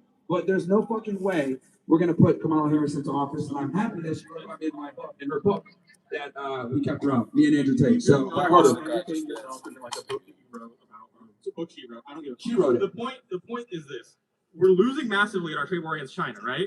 Not only is like Donald Trump being led around like a little fucking child by Israel, but also by China. He has to go bow to Xi Jinping in his own fucking place and get nothing for it, right? We got nothing from that China trip. Well, he had a plan and it failed. And it backfired. I talked about this in detail. Just making sure we got nothing from this. You agree with that? He failed on his plan. Yes. Not only that, he got outplayed in the soybean deal, right? When he sent $20 billion to Argentina instead of our farmers, right? He sent that to Argentina, and then China bought nothing from us. He got outplayed there too, right? Okay, well, do you not realize that I've been talking about? You need to watch my show before you come in here and talk. I've talked about all this Did he shit. get outplayed on this soybean deal? I have talked about Trump losing the trade war and being an idiot I about don't this. give a fuck about these. How about this? How about this? How about this? How about this? Because you're coming in, you're making arguments that I literally made myself. You It don't should be easy just as to usual. not outplayed on that soybean deal, right? No, because you're gonna literally go through and try to make it like Go through the list of his failures, yes. Because he's a failure of a president, yes. I'm sorry that that's hard for you, but the guy that you backed is a fucking failure. He's a loser, he's a retard, he's fucking old and dying in office. better than Kamala Harris. Better than Kamala Harris. It's not. Better than Kamala Harris. Do you think we'd be at war with Iran if Kamala We probably would be still. We would be, yes. Why did Obama not go in 2014 when Netanyahu wanted to go to war with Iran? Again, that's because. Why did Trump not go in his first term when Netanyahu wanted to go to war with Iran? Again, we would probably still be at war because here's the thing you also got to understand. Kamala Harris is a big part of the reason why would the war. Yo, can you shut the fuck up when I'm talking, dude? Like, you're fucking insufferable. Like, you're like one of these guys that just like filibusters as I'm trying to explain to you. Like, again, you want to talk about anti-war, whatever. Oh, yeah, we would have been at war. Well, you do understand that with Kamala Harris, she was in Ukraine. She was literally there weeks before Russia attacked. Okay? So if we want to talk about wars and everything else like that, Democrats are not free of not getting us involved in wars as well. And that obviously created a lot of issues for us as well in 2022. So she was there, literally didn't know what the fuck she was doing, and the Russians ended up invading. So it's not like Biden wasn't asleep at the wheel and got us involved in the war. And I honestly do think that the Israelis would have been able to bully her easily and get us dragged into another war in the Middle East. Easily. I honestly believe that. I believe that you believe that, but I believe that you believe that based on zero proof. You just believe that because you feel it. I told you that you fucked up with Russia. You told me that she went into Ukraine and then Russia invaded later. That's not anything. There's no plan there. There's nothing. The only reason Ukraine is still resisting is because we Palestine, which is what the Democrats did. Not the fucking loser Republicans who are too terrified to do anything with our allies, but have all the money in the world to give to Israel for whatever fucking wars they want to rage. Like somehow, what? We were working with Ukraine, and that's a negative. We were stopping Russia. We were sanctioning them, and that's a negative. It's not about Democrats that overwhelmingly support Ukraine with the war. It's like so. Like wars are righteous. That's just true. Ukraine was invaded. Ukraine doesn't have nukes because they agreed with America that we would protect their sovereignty, and we're not doing that. We didn't do it with Crimea. We failed them then, and we're failing them even more now. So you're pro-Ukraine war? Absolutely. I'm pro defense of Ukraine. Ukraine deserves to be defended. Ukraine's literally going under a genocide from Russia. So you're making an argument about, you know, the war in the Middle East, but you're supporting the war in Ukraine. I didn't support the war in the Middle East. What are you talking about? I'm saying Trump supports. No, because you're arguing like we would not be at war with the Middle East had it not been for Kamala. Be at war with Iran if Kamala was president. That is just true. As hard as it is for you to accept that is true. No, I'm saying we would be in war with Iran if the war. No, I know you're saying that, but we didn't do it with Biden, we didn't do it with Obama, and we didn't do it Trump won for some magical reason, but suddenly now? I think that we would have, and again, you think we would have absent? Again, this is all hypotheticals because, again, she was a big part of the reason. Well, it's hypothetical for you, it's historical fact for me. I'm referencing that Obama didn't do it because it was a bad idea, no matter how much Obama in office? Was Obama in office? Yes, in 2014 when you was there. Was Obama in office during the Biden administration? No. Was he an advisor? Yes. But that didn't mean anything because we still went to war, okay, with Russia backing fucking Ukraine, a completely stupid, pointless war that we should have never been involved in the first place. Now, we got over 1 million people dead, easily, if not more, on both sides. The war is a fucking L. It's stupid. And quite frankly, Russia wants Ukraine way more than we do. I don't want any more foreign wars. You're over here saying, well, I think the wars in the Middle East kind of suck, but we need to support Ukraine. No, I don't want any wars. Why the fuck are we involved in any of these conflicts that don't benefit us strategically at all? Your president is the one who's setting up to fucking invade Cuba right now, right? Marco Rubio is setting up to invade Cuba. I don't support that. That's fine. I don't support that. You're trying to paint me as like some Trump, bro. You don't get to walk away. He's better than Kamala Harris. I think he's fucking responsibility for it. He's better than Kamala Harris. He's better than Kamala Harris. He's not. Yes, he is. There's zero. Kamala Harris is fucking retarded and incompetent. She was the border czar. She was the border czar. She was the border czar, and we had open borders. And then who blew up the Langford? What? Who blew up the Langford bill? Do you need me to explain what the Langford bill was, or do you know? We had open borders, and she was supposed to be the so you border do czar. need to explain the Langford She is bill. completely fucking retarded. Okay. Why did unelected politicians? We don't want illegal aliens coming into America. Who the fuck is interrupting you now, motherfucker? Shut up, retard. You're fucking retarded. I'm spanking your ass. Switching music. You're switching yourself. You support the Ukraine war. You support open borders. You support Kamala Harris. I did support open borders. That's what Kamala Harris was. She was Kamala Harris wasn't open borders. She supported the Langford bill. Do you need me to explain it? Go ahead, talk about the Langford. Okay, the Langford bill was a bill that was meant to fund the border patrol, that was going to fund the asylum loopholes that were being taken advantage of, that was causing the problem with the migrants. That's a fix in legislation that is not just some fucking piece of shit executive order that can be overwritten in 4 years when like a minority of Democrats feel upset about it. Okay, and then that was going to be actual Republican-led by the Senator Langford legislation, and Donald Trump, an unelected politician, said, "Hey, Republicans, don't do this so I can run on the issue." He ran on the issue, and now we're not going to get any legislation on it. Isn't that fun? But under the Biden administration, we had open borders, people coming in, CBP giving people literally NTAs to come into the United States. I know this because I spoke with Border Patrol agents. We had literally one of the worst border. Do you realize what I used to do for a living when I used to work for HSI? Well, you did for a living a decade ago, yes. You were Homeland Security. No, up until 2020. So I'm very familiar with how the border works and everything else like that. So, yeah. See, this guy, you don't know what the fuck you're talking about. Okay, I know more about the so again, than you don't know are. what you're talking about. So it's fantastic. So anyway, back to what I was saying, no, because we're going to talk about what actually is transpiring. We don't give a fuck about the bills. I'm telling you what was actually going down on the border. You don't care about legislation? This is from me. Again, legislation takes a while for it to actually take place. But what I will tell you is we had a bunch of illegal aliens coming through. Why? Because under Biden and Kamala Harris, as the borders are, we can talk about bills all day. Let's talk about what was actually going down. What was going down was illegal aliens were coming in. They're getting what's called notice to appear. The notice to appear allows them to come into the country and basically disappear into the wind. Okay? And what ends up happening when you get an NTA is basically you can go with any city you're going to say, "I promise to appear in court." They don't appear in court. They never do.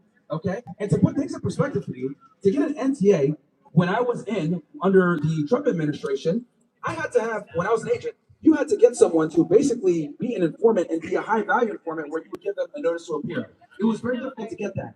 Under the Biden administration, they were giving them out like hotcakes, letting these illegal aliens come in under these NTAs. Now, again, this is not something that the American public can understand or know because immigration law is extremely complex and nuanced, and obviously, Border Patrol was heavily restricted on what they can do before. When Trump was in, he was giving them expedited removal, which means you come in, you're going to get removed within 2 weeks. That wasn't happening under Biden. They were just letting them come in and do whatever they want, and then getting NTAs on top of it. No one talks about this though because no one really understands immigration to this level. No one cares about a bill, bro. What's actually happening on the ground is what matters. If you think this is such a fucking big deal, legislation doesn't take that long. The Langford bill was on the floor. Republicans were going to vote for it. We can go past it. But the reality is that we could have adjudicated the issue with asylum seekers that you were talking about, and instead it's still a fucking issue. The asylum system is broken. Yeah, that's the point of fixing it. The asylum system is broken. I don't get stuff on my shoes. The immigration system is broken, and that's what I'm trying to explain to you. The border is just one part of where we were bleeding. We're bleeding with F1 visas, people abusing that. We're bleeding, people using B1, B2 visas to come in and overstay their visas. People coming in on all types of abusing visas. I'm trying to explain to you that the immigration problem is a huge problem, and a border is just a part of it. And Kamala Harris and the Biden administration did nothing to stop that. At least Trump came in and shut down the border to stop the bleeding. Then he started doing interior removals, which obviously everyone lost their mind. Oh my God, ICE is actually doing their job in doing enforcement in these blue cities and these sanctuary cities, which is what should have been done. That's how you actually deal with the immigration problem. But again, the argument was that like you could have made it difficult for people like me, really. Like if I see you don't understand the problem, so I can't even debate with you. You don't even know what you're talking about. You don't understand immigration. You don't understand the real problem. You don't understand the problem on the floor. Kamala Harris and Biden literally led to one of the worst immigration crises in American history. That's fine. If ICE agents came in, you could make it hard for people. If ICE agents came into jails and prisons and just started arresting illegal immigrants there, that would have been really hard for people like me to defend. That's not what they did. They went into communities, they started hunting people down. The Supreme Court gave them the leeway they needed to racially profile people. It's not only that, federal agents shouldn't be masked up. Our fucking sheriffs aren't even masked up. None of your security guard over here is masked up, and they don't need to be. And neither do federal agents. Not only that, the fact that they can fucking kill true American citizens and they are hidden, right, from consequences by the president and all of his administration, that's disgusting. That shouldn't be what America is. That's insane. Renee Good tried to hit a federal agent with her car. Alex Preddy was armed with a gun. You can be armed whether no, you cannot be armed and then assault people. He didn't assault him. Oh, really? He didn't Yes, assault he did not assault him. See, this is why, you know, It's kind of crazy how you are so confident about your ignorance. Alex Brady literally put his hands on a Border Patrol agent as he was doing a lawful operation, which is a violation of 18 U.S.C. 101, of being a law enforcement officer. You cannot touch a federal agent while they're lawfully doing their job. You cannot run over a federal agent as they're lawfully doing their job. No, he put his hands on him. Yes, he did. He did put his hands on him. He did put his hands on him. He was dealing with two females. He did put his hands on him. He did put his hands on him. So then it's done. Then it's done. You can execute American citizen. I'm sorry, he's not. You can't execute American citizen for that. I don't know what like third world is war fucking politics you have, but you can't just fucking execute American citizen for that shit. If they wanted to be rough with him, fuck, I would have hated it. You're right, okay? It would offend my liberal sensibility, but it would have been okay. It would have been legal. But the fact that they shot him 12 times in the back, that's a little much. Right? It is legal. It's a little much. It is legal. You even say, how about this? Let's go to this. Because let me expose that downward. Because once again, you think you're smart, Langford, blah, blah. I'm telling you what's actually going down that road. Explain to me the fact that what happened with Renee Good and then with Alfred. Go ahead. Really quick, small people. I want to say how you're constantly relying on like common sense and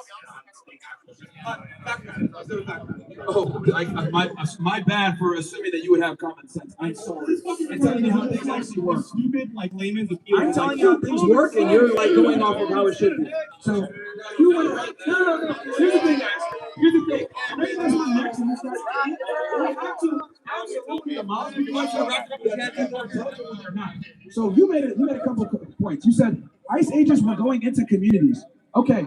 Yeah, these are sanctuary cities that have been violating immigration laws for decades. Farmers protected them, right? He's not supporting farmers, right? I'm talking about sanctuary cities when they're going into Donald Trump. That's number one. Now, as far as wearing masks,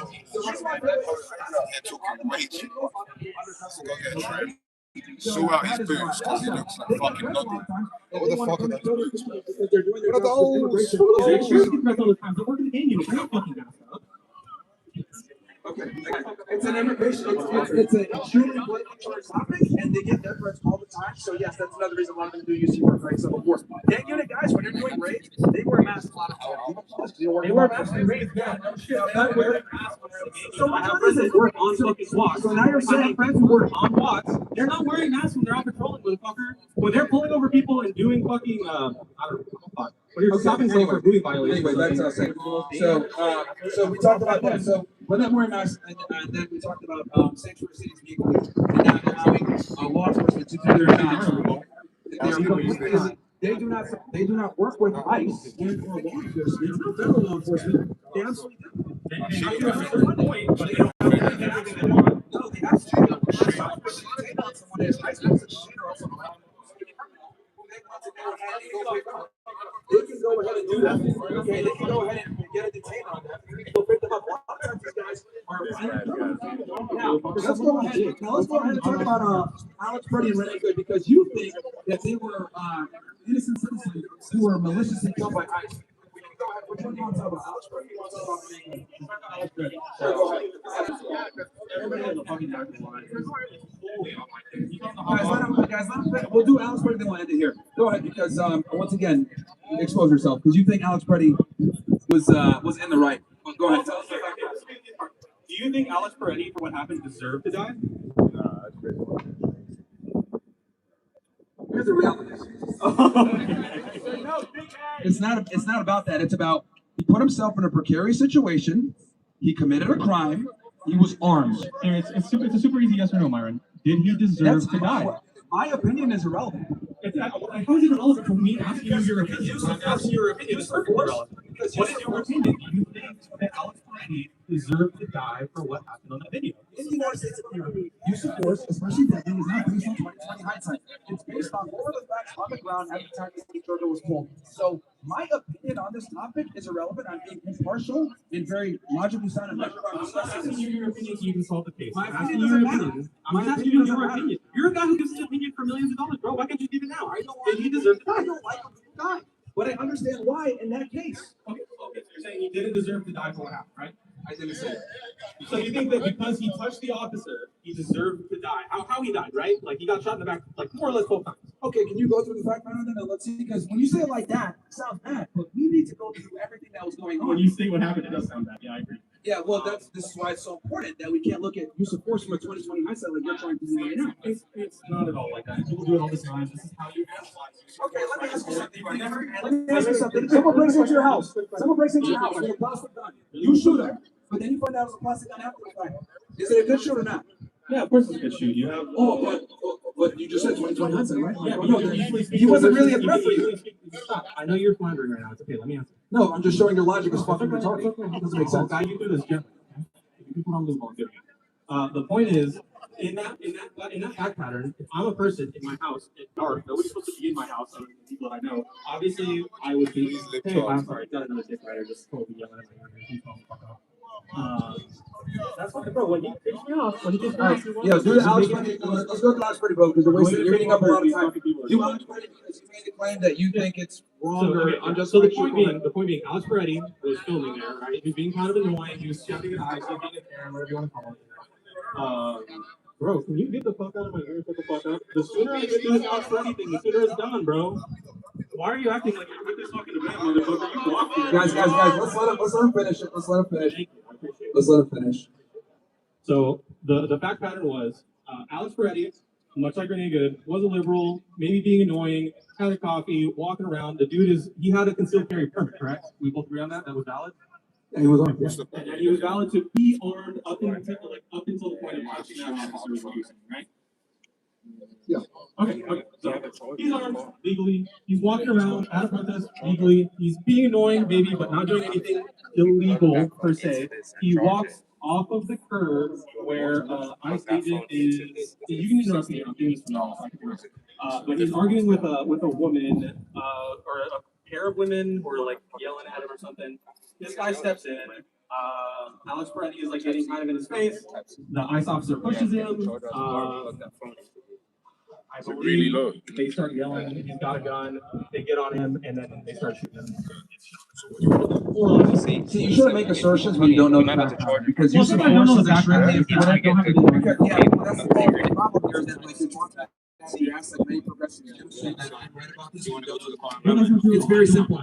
We just don't have a video. No, I analyzed the video significantly. So I'm telling you, then take the I just did, right?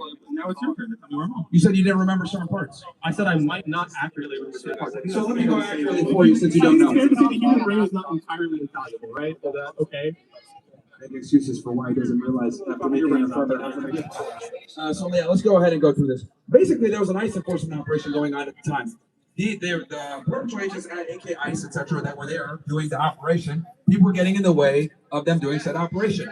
They pushed the people away. The woman gets into an altercation with one of the agents. The agent pushes her. She falls. Alex Peretti inserts himself and puts his hand on one of the ICE agents. As soon as he did that, he committed a felony. So when you get phone calls, they take one. Once you do that, bro, you couldn't even debate earlier. Shut up. I mean, yeah, right. 85 fucking IQ. No, there's nothing about you shot in the back. Anyway, no, hold on. So once you put your hand on a federal agent, you've committed a crime. And now, actually, when you commit a crime, you have no right to self-defense. So they go ahead, they take them down. That's not true at all. Yes. Back against the people who Self-defense. You cannot claim self-defense when you're committing a felony. By that logic, bank robbers can go ahead and claim self-defense when police show up and shooting them. You cannot commit a felony and claim self-defense, bro. Okay, you can't do that. So anyway, so the law enforcement was lawfully there. He touches him. That's a felony. They grab him. They throw him to the floor. As they're throwing him to the floor, he is struggling with them. Okay. It's also important to note one of them said gun. Now, when they said that, he was doing this. He's a right-handed, and the guy that shot him was shot him from his left. He was going like this. So, from a law enforcement perspective, if you think that he has a firearm and he's going like this, well, you might reasonably believe that he's reaching for his gun. And then on top of that, right? Remember, buddy, you didn't remember the fact pattern. So please shut up. I did remember the fact pattern. Now you remember. Now you remember. Bro, now you're the same shit. Why did I say it was wrong? You didn't make it this far. I did. I said that was fucking. same fucking thing. Tell me which part I said was wrong. You didn't even make it to this part about him putting hands on him illegally after he was doing an enforcement operation. Illegally shoved the woman to the ground, yeah. So guys, we're trying to work on getting the battery. She was in the way of them doing an operation. He was pulling out her. See, this is like trying to charge off from in front of a car. Who's in front of the car? Holding her from doing an they're doing an operation. That's a lot. Hi. Oh, you're in the chat. Oh yeah, she said she was gonna come and say hi. Then Armstrong inserts himself, puts his hands on him, and that's when they go ahead. What the fuck? They grab him and they throw him down to the floor. As they throw him down to the floor, he's struggling. He's armed. One of the officers pulls the gun off him. When he pulls the gun off him, this is a gun that's notorious for going off, having accidental discharges. The gun goes off. The agents that were there dealing with him didn't know that the gun went off on an accidental charge, and they shot him. Now, you're probably saying, so wait, you're telling me that he shot this guy in front? Can you stop me? You didn't even know the background, so I'm explaining this to you. So, anyway, as he's sitting, as the gun goes off, the agents that are dealing with him don't know that the gun went off as an accidental discharge, but they see him going like this, and they open up and fire and shoot him. Now, you're thinking, well, 2020 hindsight, it wasn't even him. He didn't shoot the gun. It was actually this accidental discharge from one of the Border Patrol agents that took the gun off him. Well, what matters is the people that paid the trigger and shot him, if they acted, shut the fuck up when I'm talking to you. You don't know what you're talking about. You're speaking outside here intellectually a billion times, and you're trying to interject. Okay? You just got to fuck out of here so I can explain it to the people who actually have a plan. The people that don't know what the fuck they're talking about. We're in America, right, guys? When it comes to self-defense, right, and use of force, well, law enforcement doesn't have a duty to retreat because obviously they're there in an official capacity. But when it comes to this situation, what ended up happening was the gun got pulled off, and the gun got had an accidental discharge. The agents that were there didn't know that it was an accidental discharge pulled off by one of the agents from the gun. All they knew was that he was armed, and they heard gun, and they heard the gun go off. So they went ahead and shot him. Now, obviously, it sucks. Horrible situation. Awful. Sucks that he got shot and he died. But what's important is, did the agents act in a reasonable fashion given the facts and circumstances known to them at the time that they no! That's what fucking matters. So if you're trying to take down an unruly protester, you hear a gunshot, and you shoot them, a reasonable person could believe, holy crap, this guy is armed, I'm gonna shoot, and that's why they're gonna get prosecuted. Okay? So they were there operating legally, and they knew that he had a gunshot went off, and they shot him. So that's why she needs to get back in the kitchen. They don't have to be right. They just have to be reasonable. Very important. Progressives never understand this like the fucking teacher that was a second ago. Renee Good, by the way, Renee Good tried to fucking run that guy over. She actually did hit him, and he had some internal bleeding. So, again, progressives never take accountability for their stupidity. What's up, bro? Sorry for the long wait, guys, but you got to dismantle these idiots real time. Talking about some bill or whatever. I'm telling you guys what was really going on the border.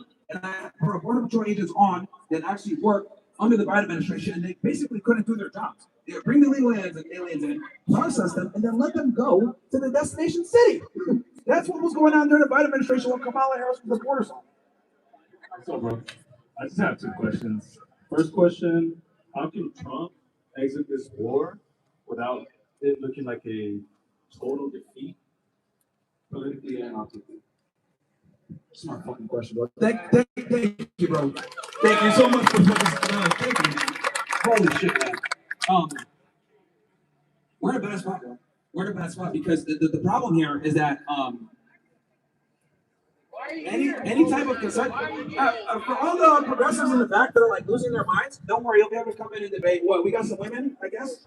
Lady first? All right, after him, we'll go ahead and let these kitchen people. Hi, guys. Come out next. And who's the point around? Who's the one that's complaining crying the most? Oh, the fat one. Where's the fat one? Oh. They never run that fast ever. Yeah, see, that's the thing. They always run. But no, to answer your question, bro, which is a fantastic question, by the way. It's going to be tough because Trump is in a really weird spot because he understands that he's creating an energy crisis, and he wants to be able to leave with some type of political safe face that doesn't want to look like he's lost the war. But the reality is that though we've won the war militarily, we've lost the war strategically because the Strait of Hormuz is still closed, energy prices are through the roof. We basically got into an optional war versus they're fighting a war of existential crisis. So it's going to be tough, man. It's going to be very tough. And then the red lines that we have where no uranium enrichment, that's not realistic, right? And then you got to reel in the Israelis because you're not going to have a long-term peace deal unless you figure out what you're going to do with the Israelis, because the Iranians have already said, we're not going to have any type of peace deal unless you stop the war in Lebanon. And the Israelis are not going to stop. So it's tough, man. I don't know how he's going to get out of this, you know, without like looking back. Gotcha. Second question. Last one. You good, man. Thank you. You're a relief. Yeah. Who do you prefer, Vegeta or Frieza? We already know Frieza, man. Fuck these monkeys. I like that, sir. Hey, I like that, man. My sir.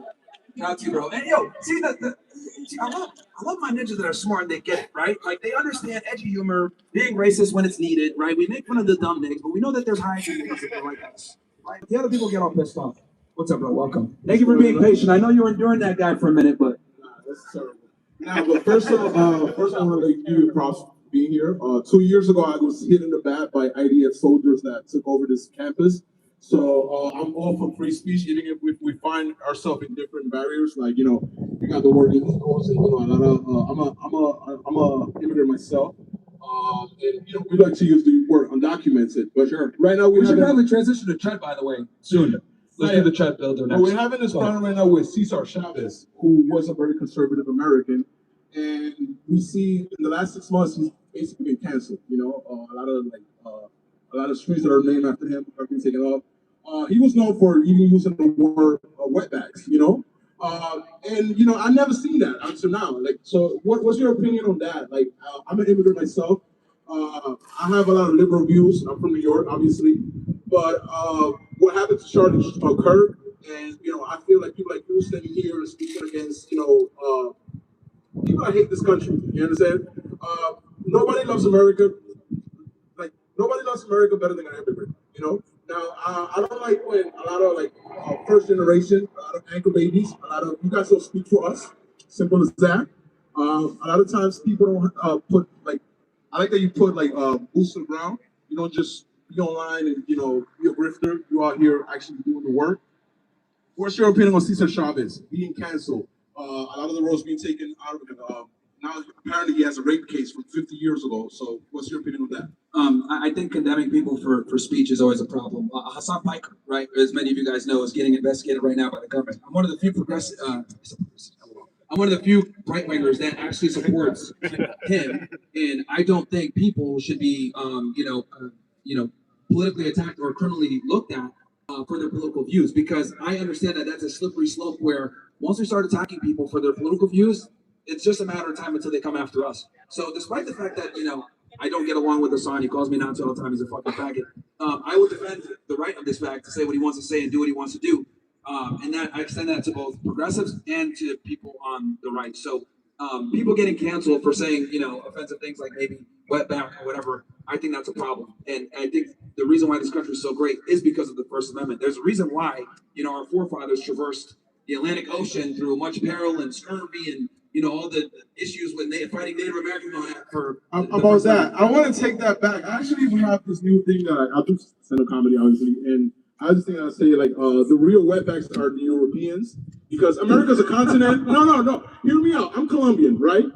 I was technically born in America. I was born in America, South America, North America, whatever. You know, technically I'm an American. Now, the aspect of a European telling me how American I am when your grandfather or you understand, come from Spain, Europe, you know, I don't like when colonizers get to tell us who's the empire, who's, you know what I'm saying? So, what's your opinion on that? Like, sorry, I'm kind of like lost my train of thought. Going back to the this campus, I want to dedicate this moment to John Glacier, because what you said about happening to like protest with somebody that you don't stand on the same ground. John Glacier is a 69-year-old Jewish man that after October 9th, he was hit in the head on Ventura County. 69-year-old, I believe he was, by a professor.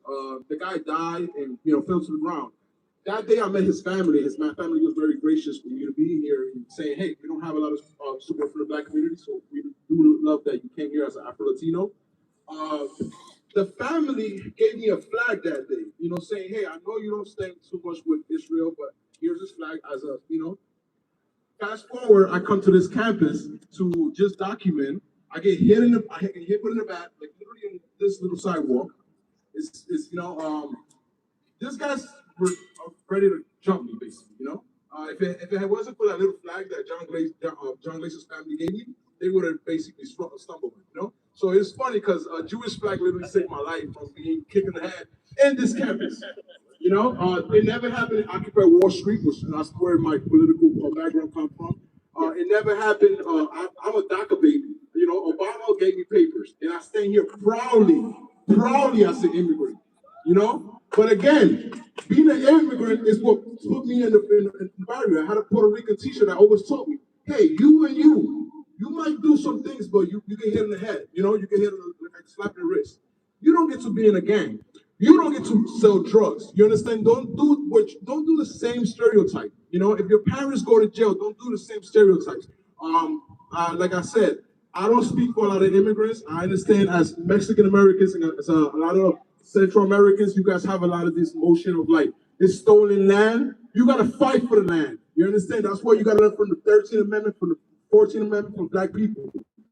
I also want to shout out to the Black Americans. If it wasn't for y'all, many of y'all were here. Even this man from Sudan. You understand? But also, one last question: what is your opinion on immigrants or the sons of immigrants taking over white supremacy in Sanford? You have a man like you speaking for very conservative views. You got Marco Rubio, technically the top of the top, a Latino on the executive power.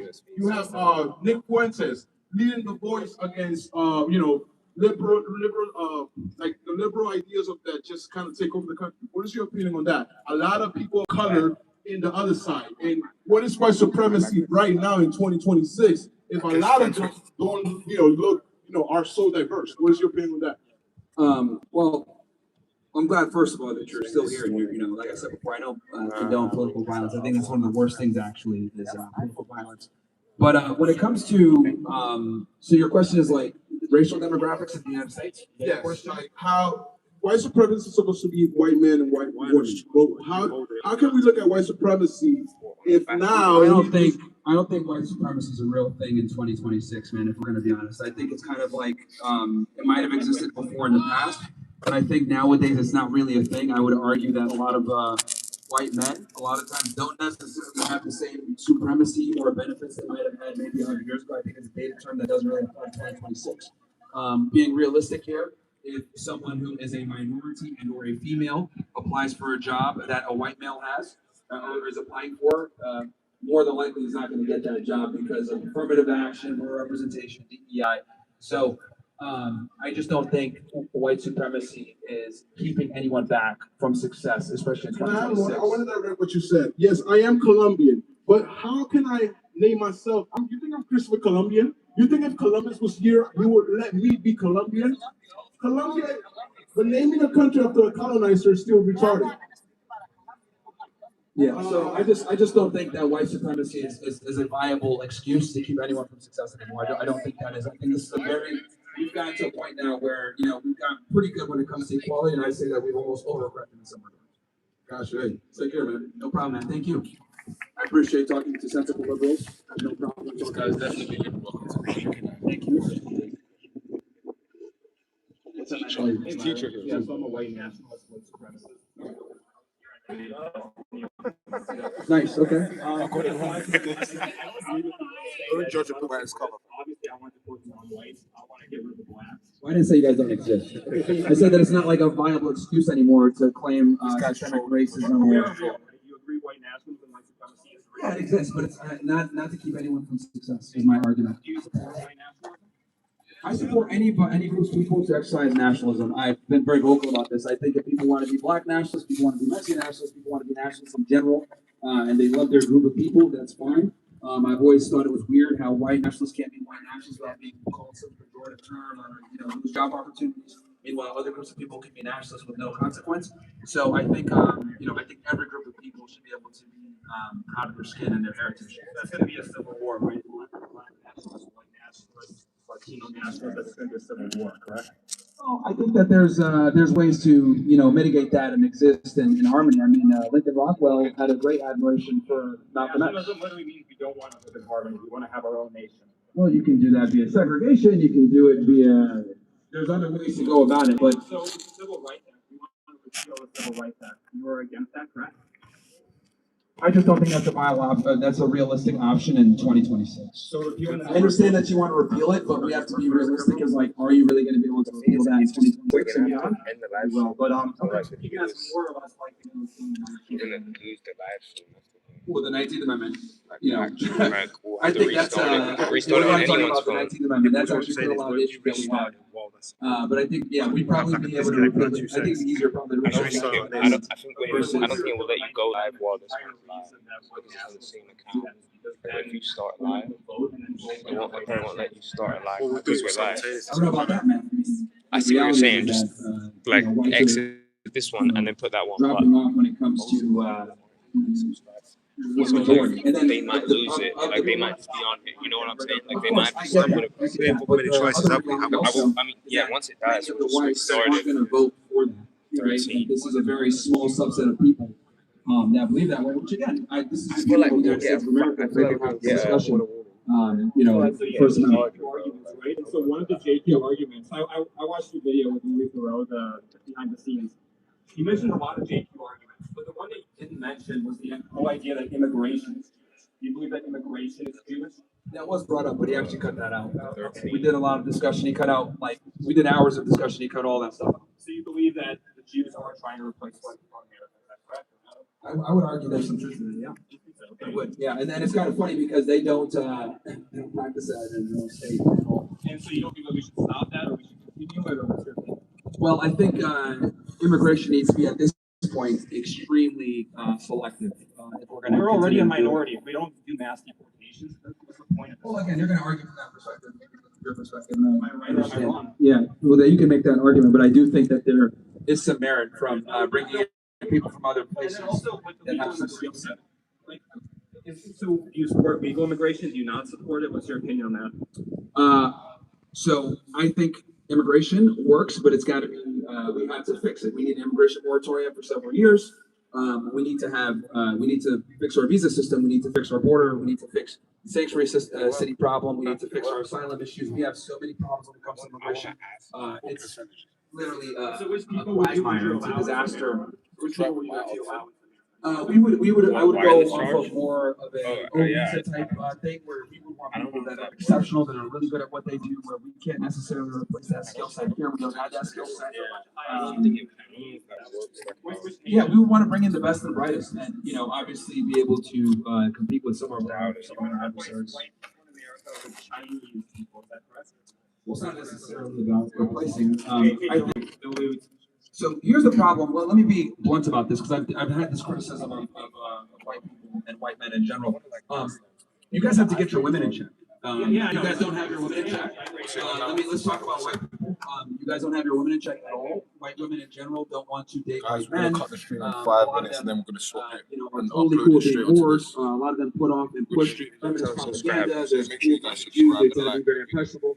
You guys need to get your women in check, and that is why you guys have the birth crisis that you guys have, is because white women don't necessarily subscribe to having children young, having big families. They'd rather pursue, Yeah. So actually, the reason that I'm here is because when I was on Twitter, all the WICNAT chicks told me to come here and to ask you to stop shitting on women. That was actually the original argument I was supposed to have. No, we need to continue shitting on them because they're the reason why you guys are getting replaced, quite frankly.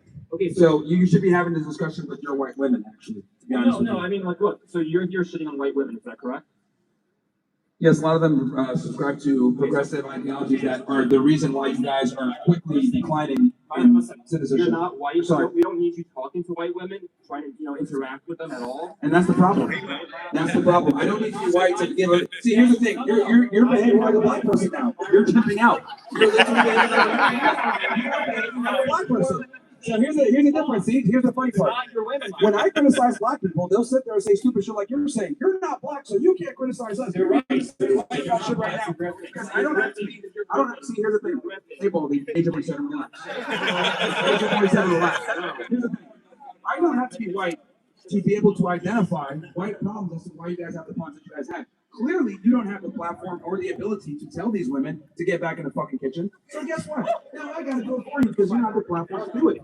So the reality is that, look, man, you can do what you want to do. You can say what you want to say. You can be a white nationalist. Cool. I actually fight and defend for your ability to do so. But if we're gonna have this discussion about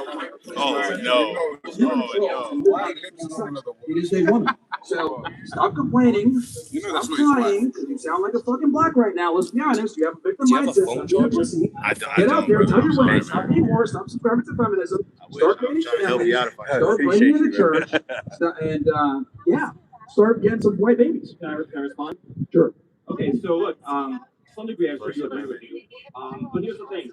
First Amendment is that, yes, we gotta figure out what the place is going to be for white men and white women. The problem is, a lot of white folks, you don't want your Muslims and women back in the kitchen with a garbage bag on their head. You don't want that. So when you're promoting that stuff, that's never going to work for them. You understand that? Oh, Islam? Yeah, you're Islamic. We don't want your really, actually, if you watch my podcast, I don't really talk about religion. Literally view women as basically Islamic, correct? So I would hate them? I would no. Actually, I would argue that. What are you Christian? I'm an atheist. That explains everything. Yeah, this guy just hates everybody, including God. While I'm here, Myron, also just for the record. God is black. I don't worship him now. Jesus. Myron, one word I'll tell you. So yeah, like let me just say one more thing. My thing is no, because you're coming in from a position where you don't know. I don't promote Islam. I'm actually very I respect religion. I understand religion, but I kind of find it funny because Islam, Christianity, and the Abrahamic religions in general kind of solve this problem. So maybe you might want to find God. Okay, but that's the problem. You might want to find God. Have to help me because I can't type. No, it's based on Abrahamic religions. Devout Christians, devout Jews, and devout Muslims would agree with me that women need to be subservient to men. That's how it's always worked.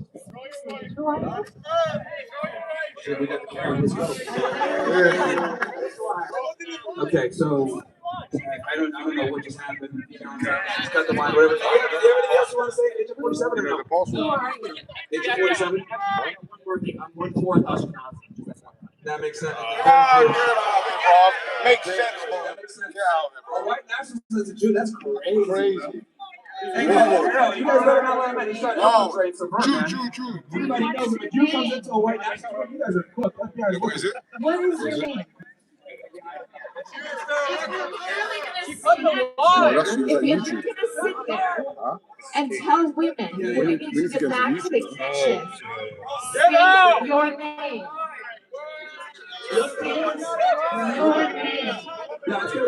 If it sounds in onto this, it might knock that one down, breaking the road. Right? You are Karen. Because everybody in line, there's a line behind you. There's a line behind you, obviously. Showing the female privilege. I don't know why you're over here talking on a microphone. You should be in the kitchen somewhere. What's the number? 10. And she's like, as if like, are you that dumb where you can't like figure it out? Load of shit. Okay, what am I? Back in the kitchen. Woman, what am I wrong about specifically? Karen, what am I wrong about? Yeah, they never can actually say what I'm wrong about. Sure. Guys, we're gonna not take down the stream. We're gonna lock off right now. We're gonna go straight back up because our battery's running out. We'll be back in literally 5 seconds. Yeah, I want to set this up. Set it up first. Set it up. Let me set it up. You got the Mark Zuckerberg, the Peter Thiels, you got all these dipshits and stuff, right? But they are to where they are right now. So, what do you think the future on technology is going to go? And you have these countries. You have Israel, like there are people that are in, right? The Israel lobby that's funding these data centers and all that and whatnot. In Northern Nevada, Well, I think AI is going to take over. The technocrats are, obviously finding a way to get a significant amount of influence. And that's where we are, unfortunately. And I hope we can slow it down a little bit. But I think it's going to seep into all different realms of life, to include dating and relationships. I foresee that relationships are only going to get worse. I think AI and sex robots are going to be a thing. Men are struggling with women nowadays. Yeah. And that's kind of where we are. It's like this post-Kaczynski age that we're kind of like living in. I mean, it's very unsettling to see it now. Like you go to the store, you see these rainbows around. I mean, not. It's very let's say just very unsettling. You know, for me that just you know I got the Marine Corps like 4 years ago. Thanks for service. Yeah, appreciate the support, brother. But you know, while I was over there, because I had a few buddies that went to Jerusalem. They went to Israel, and they told me all sorts of crazy shit over there. You know, because I have a buddy who's from Pakistan. He goes and he said, "Oh, who the fuck the Jews? You know, fuck these guys." It was real comical and whatnot. But I just heard nothing but like negative experiences from like that particular group and how they're kind of like. It almost seems like it's slowly like seeping into like kind of everything. Look, I think because I want to be clear about this. I don't want people walking around just hating Jews because they're Jews. Because a lot of allies in our fight actually on this. Was this guy? But one of the annoying ones, by the way.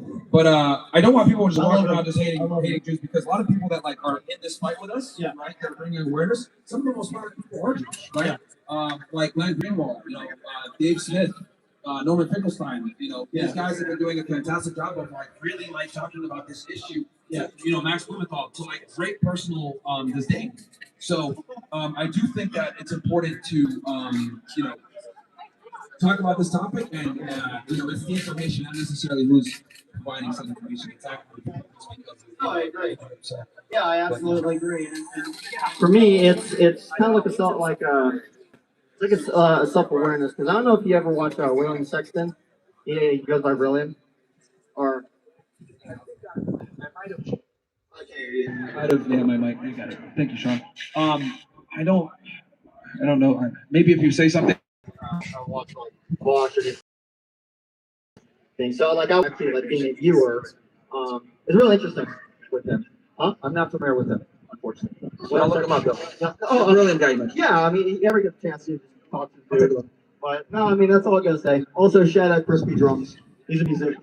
Okay. Shout out to you, man. I thank you for your service, bro. Hey, thanks for the support, brother. Absolutely. Keep up the good shit. Yeah. Well, like when I say the things that I say about Taiwan, everything else like that, like it's to protect our guys, man. I don't want, our best and brightest, going over and dying in foreign lands. You know what I mean? That's why I fight so hard with,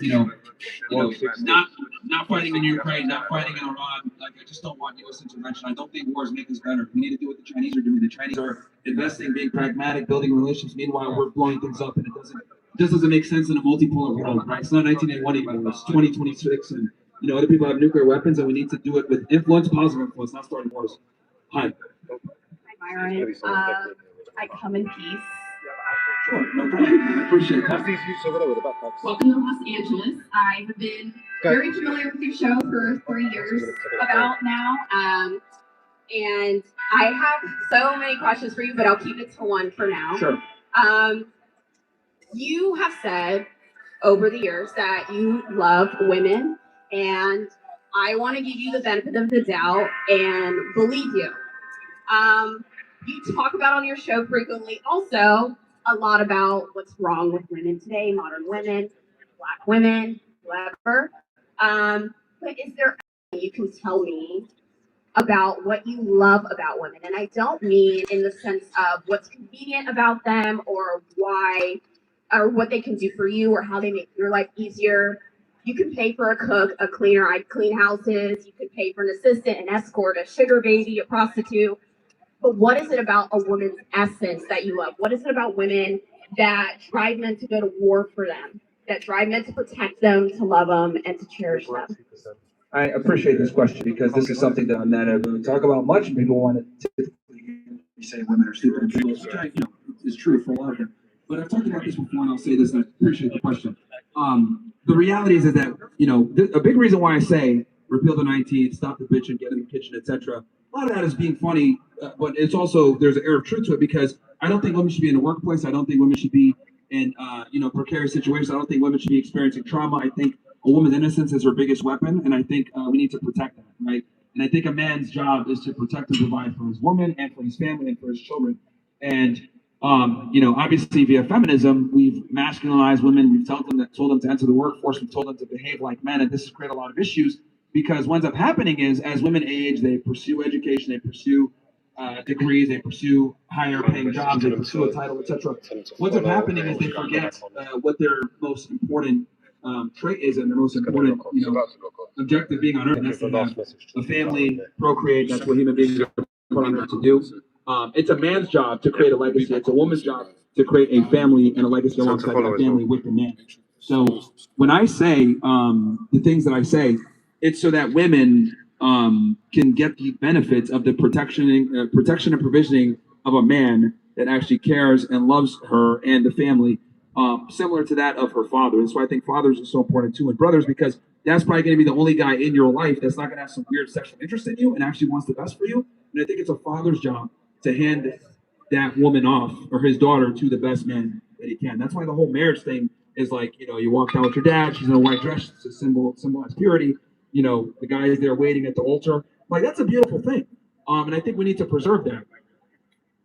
Thank you for answering that. One more small question. I won't take up any more of your time. Your family's from Sudan, sorry. Mm-hmm. My family's from Tanzania. Okay. You also talk a lot about what's wrong with Black culture today as well. But is there anything, just from your personal experience, you have Black family members and why, is there anything you love about Black culture or even African culture, considering where you're from? I'll say African culture. Very hardworking, right? Especially people that come here from those countries, they realize immediately, holy crap, there's so much opportunity here. I need to make something happen. That's why, first generation immigrants tend to do so well, because they realize the disparity of the opportunity of what they have here versus what they don't have there. And and this is why people get mad at me, Myron, you rail on the Black so much, you're on the Black so much. Well, the reason why you look like a Nigerian that comes here versus a Black that's born here, you've been here for 7 generations, bro. Why do you got $7 in your bank account? This Nigerian came here, didn't even speak the language, drove it to cab, figured it out, and then got put himself through school and figured it out. So a lot of Africans are very hardworking that come here. Obviously, there's some that are retards as well. There's always going to be retards and smart people from there. But yeah, that's what I would say. Thank you very much. No problem.